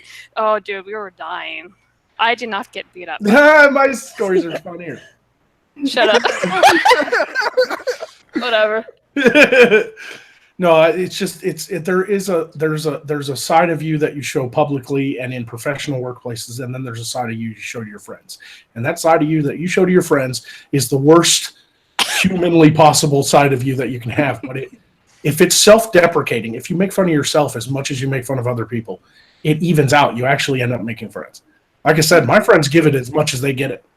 You know how many times I've been called like Powder the albino fuck? Like. How many times I've been, I had one of my black friends, we were out fishing, we were catfishing at night. And we had a radio so we could listen to the radio and stuff, and mostly listen like classic rock and shit like that because it's fishing music. And then a country song came on, and he was just like, "I fucking hate country. You probably know this motherfucker." I'm like, not all white people know each other. But yeah, I do know Toby Keith. But that's not the point. He's like, what I don't even get country music. What you white people got to be sad about? And I'll be like, we're sad that we let you go. He was like, oh, that was good. That was good. Oh my gosh. You'd fit in so well in Australia. That's pretty much what everyone is like. People often ask me where I got the inspiration for Magog as a character. It doesn't matter that he's medieval. He is the dark side of my sense of humor. He is literally the living embodiment of my dark sense of humor. So, yeah, of course he's offensive. Of course he's an asshole. Of course he's a complete fucking evil prick. But he has kind of deep down kind of a heart of gold, too, because he treats everyone equally. He equally hates everyone. Yeah. Except himself. Right. No, I'm kidding, including himself. Except for Rufus. He despises Rufus. What are you talking about? But you get what I'm saying, though. I mean, it just is what it is. But I am excited for the project. I'm excited for all the people who want to come out and help. And once again, just because I crack jokes and stuff, it doesn't matter, man. You're black, white, Asian, fucking blue. I don't care what color your skin is. If you're a Magogonite and you want to see this project happen, you come on out. You come on out. You just might get some fucked up jokes because to bring that character out, I've got to be in a joking mood, So I get all my crew and cameras all set up and everybody's doing the thing. And I'm like, okay, everybody ready? Black people, cotton fields over there. Let's go.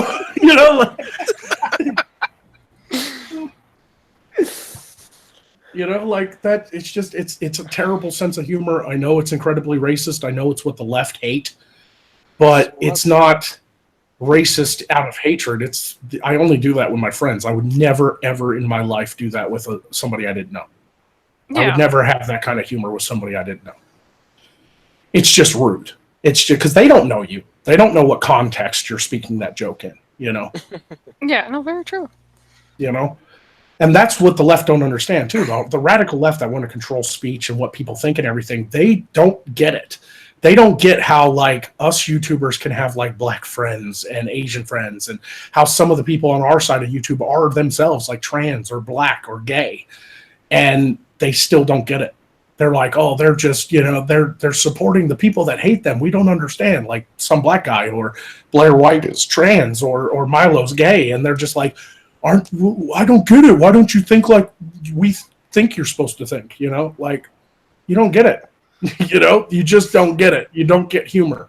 No. I even remember I did a think they'll video ever on. understand, to be fair. Say what? We heard you, Dork. Oh, I just said. Hi. I just said I don't think they'll ever understand. To be fair, like they don't understand how a black person could be right wing, for example.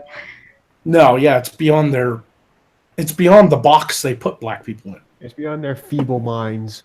Yeah, they don't get it. They have everybody labeled based on groupthink, and you break from that group and you're a betrayer or something, and it's like Internalized misogyny, racism, internalized transphobia, etc., etc. Yeah. And some of it we speak truth, but we speak truth through jokes. Like I like some of my most famous comedians that I like are insult comedians. Like Lisa Lampanelli is one of the most offensive comedians I've ever listened to, and she's a woman. And I love her to death because she just does not give any fucks about anybody's feelings. She makes fun of everybody. And I've always been inspired by people like that, like George Carlin and Pryor and fucking old Eddie Murphy, not new Eddie Murphy, and fucking Lisa Lampanelli. I saw one stand-up where she come out and she was just like, we got a spick here, we got like 8 black guys in the audience. If I'm not gang raped at the end of the night, I'm going to be really disappointed. I laughed my fucking ass off at that shit. Like, god damn, woman. Anybody who says a woman can't be funny has not seen Lisa Lampanelli. I know one of my favorite comedians is Kevin Hart and then Gabriel Iglesias, if you know Fluffy, Hot and Fluffy. Of course. Yeah, I saw one of his recent takes, though, and where comedy's gone, and it's sad because he has a joke about racist baskets. So in his newest comedy video, he had to sit there and apologize and then explain what the joke was so he didn't offend people. And he was saying this to the audience, well, I don't want to offend anybody, but this is a running joke on my show, and this is why people said this to me. If you have to sit there and explain the joke and apologize for it, it screws up the joke. The joke is ruined. Yeah. And it's sad. I'm just sitting there going like, oh my God. The same thing, terrible. Like Norm Macdonald just had to make an apology circuit tour on The View and all this and that. He had to go on the Howard Stern show and apologize for his Me Too jokes, his hashtag Me Too jokes, and supporting Roseanne, how he said that maybe we should be more forgiving of people and stuff like that. And he had to apologize for all that. And it's like, this is Norm Macdonald. This is one of the most insulting comedians of our time, Norm Macdonald. And they have whittled him down to nothing more than a fucking sheep that obeys the fucking, social justice rules, because somebody out there's offended. If you're a comedian and don't offend somebody, you're not a good comedian. That's true. Very much true. Period. Yeah, exactly. That fucking safe comedy from Australia. I saw another one the other day. I'll probably do a video on it on these. They're called like the Denim Twins or something because they both wear denim shorts. And it's the cringiest fucking... That's just stupid. Yeah, and it's like the cringiest like college type of safe humor I've ever seen. It's god awful. The what? I said it's ridiculous. Like the shit that's coming out of my country, like it makes me so fucking ashamed. Like, I'm sorry. No offense to you Australians that actually are funny, but the professional comedy circuit in Australia is dead. It's completely dead. I haven't seen a good comedian come out of Australia since that one dude. What's his name? Fuck. Oh, he did that really popular YouTube video where he was like in the classroom and there was like a retard and a woman there and a black guy, and he did like the super report on mathematics and everything, and they ended up giving him like a D- and giving the you remember that? It was like New Social Justice. What is his name? Somebody give me his name. He's Indian looking, but he's Australian. He has dark skin and dark hair, And he can do like the Indian voice because his parents are like Pakistani or whatever. Indian or Pakistani, one of those two. He's a brown guy. Just a joke, people. Don't. Hey, I'm a brown guy. Right? You fucking Mexican, get off my street! Oh, he looks super white. Revan Nanaka says humor is to evaluate all dark things in life. That's true. I saw you pop in and out, Revan, but you didn't say anything. Is your mic broke or something? I was supposed to end this almost half an hour ago, by the way, but I guess we got onto a good topic, and I didn't feel like ending it just for time's sake. I'm sure anybody who watches this will understand. But yeah, I mean, that's also why I'm doing this show independently without any, like, I'm not trying to approach networks or get picked up by Netflix or something. I want to do this. I want to do this funded by the fans for the fans so that I can do it my way and have no executive coming down and going, okay, we love the show, but you can't do that joke in this episode. It has to be rewritten. Send it to your writers and rewrite it because you can't have that joke. Fuck all that. I'm doing my jokes. Okay? And it took me a long time to accept the fact that I actually am a comedian professionally. Like, I didn't even realize it, but technically, if you look at my 1.5 year YouTube career so far, I'm a fairly successful comedian. That's what I am, a comedian and entertainer. You know? And it's weird to adopt that name because when people ask me what I do, I always had an answer, you know, because I always had a job. I was in the military or I worked here or worked there or had my own company, my own cleaning company and stuff.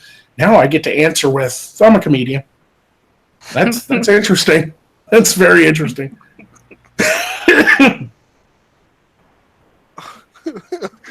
Just imagining Magog as a cleaning guy. Oh my gosh. I'll probably Come, Stein. Right? I'll probably do a joke like that in one of the sitcoms just kind of have a throwback to my old job because I owned a cleaning company, I had cleaning contracts. So, which actually is good money. I'm not knocking it. Being a janitor was one of my favorite jobs. I worked alone. I got to just listen to music and clean shit. Nobody bothering me. No boss over my shoulder. It was actually pretty good. A job it's great. I'm a janitor too, actually. Yeah, there ain't no fucking Mexican's a janitor. Go figure. You're right. And actually, no, come to it, and this may sound horribly racist, but I actually worked for a company that had Mexican janitors. We cleaned better than they did. We'd come back to messes in the morning or stalls locked up because they were bad because they didn't want to touch them. It's just like, you people suck at this. That's it. We're both agreeing. No, that all depends on the contract. That all depends on the contract. You get a low ball janitorial company, you're going to get a low ball amount of work done. They had several hours. They just refused to touch nasty messes. They left it for us in the morning. We had to come in and open. It was like, oh, fuck you people. What are we paying you for? As a janitor, I always hated that. But as a janitor, I always did shit that wasn't part of my contract. I just did it to be nice to my customers. And the businesses that I worked for, that I cleaned for, always appreciated that I went the extra mile. Like, they'd have a party or something, and I'd show up, and there'd be dishes in the sink. It ain't my job to do dishes, but I'd go ahead and do them. They'd come in the morning expecting to clean up their mess from the other day because they knew that wasn't part of my contract and everything be clean. And they'd call me up and be like, "You're such a good dude. We didn't pay you for that. We know that's not part of your contract." And I was like, I only work 3 hours a night anyway. Who gives a shit? You know? Yeah. I mean, I go to school during the day, so that's a long fucking day, you know, because I also clean at night and then I rush home and do a video.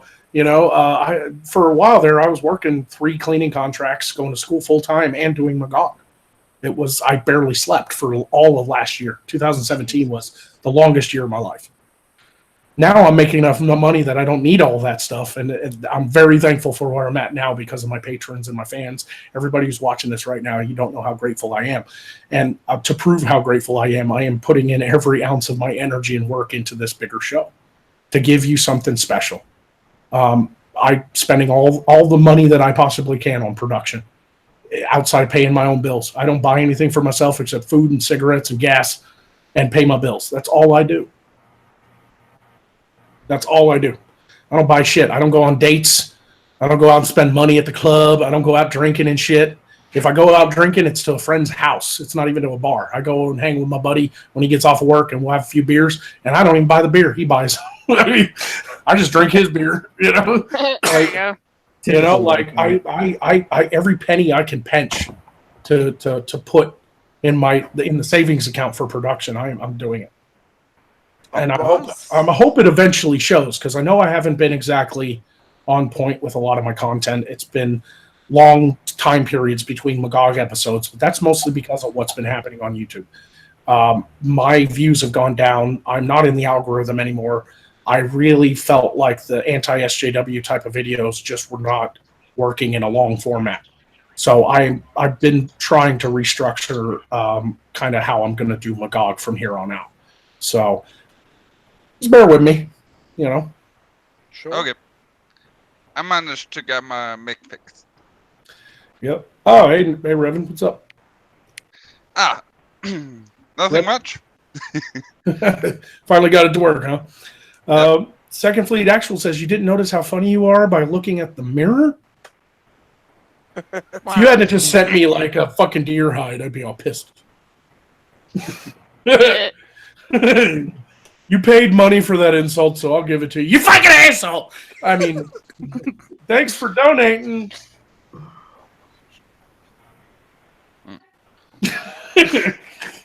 Anyway, let's bring it to an end. It's been 2.5 hours. I hope everybody's enjoyed this. Thank you so much for everybody who sent me stuff, including Second Fleet. Thank you so much for the package. I'm sorry you missed the unboxing. I tried sending you a link on Patreon, but you can go back and watch it if you'd like. I really appreciate everything you donated. Thanks for the Dirty Pirate Hooker. You know who you are. And see you next time on the update video on the land and everything. So. Bye.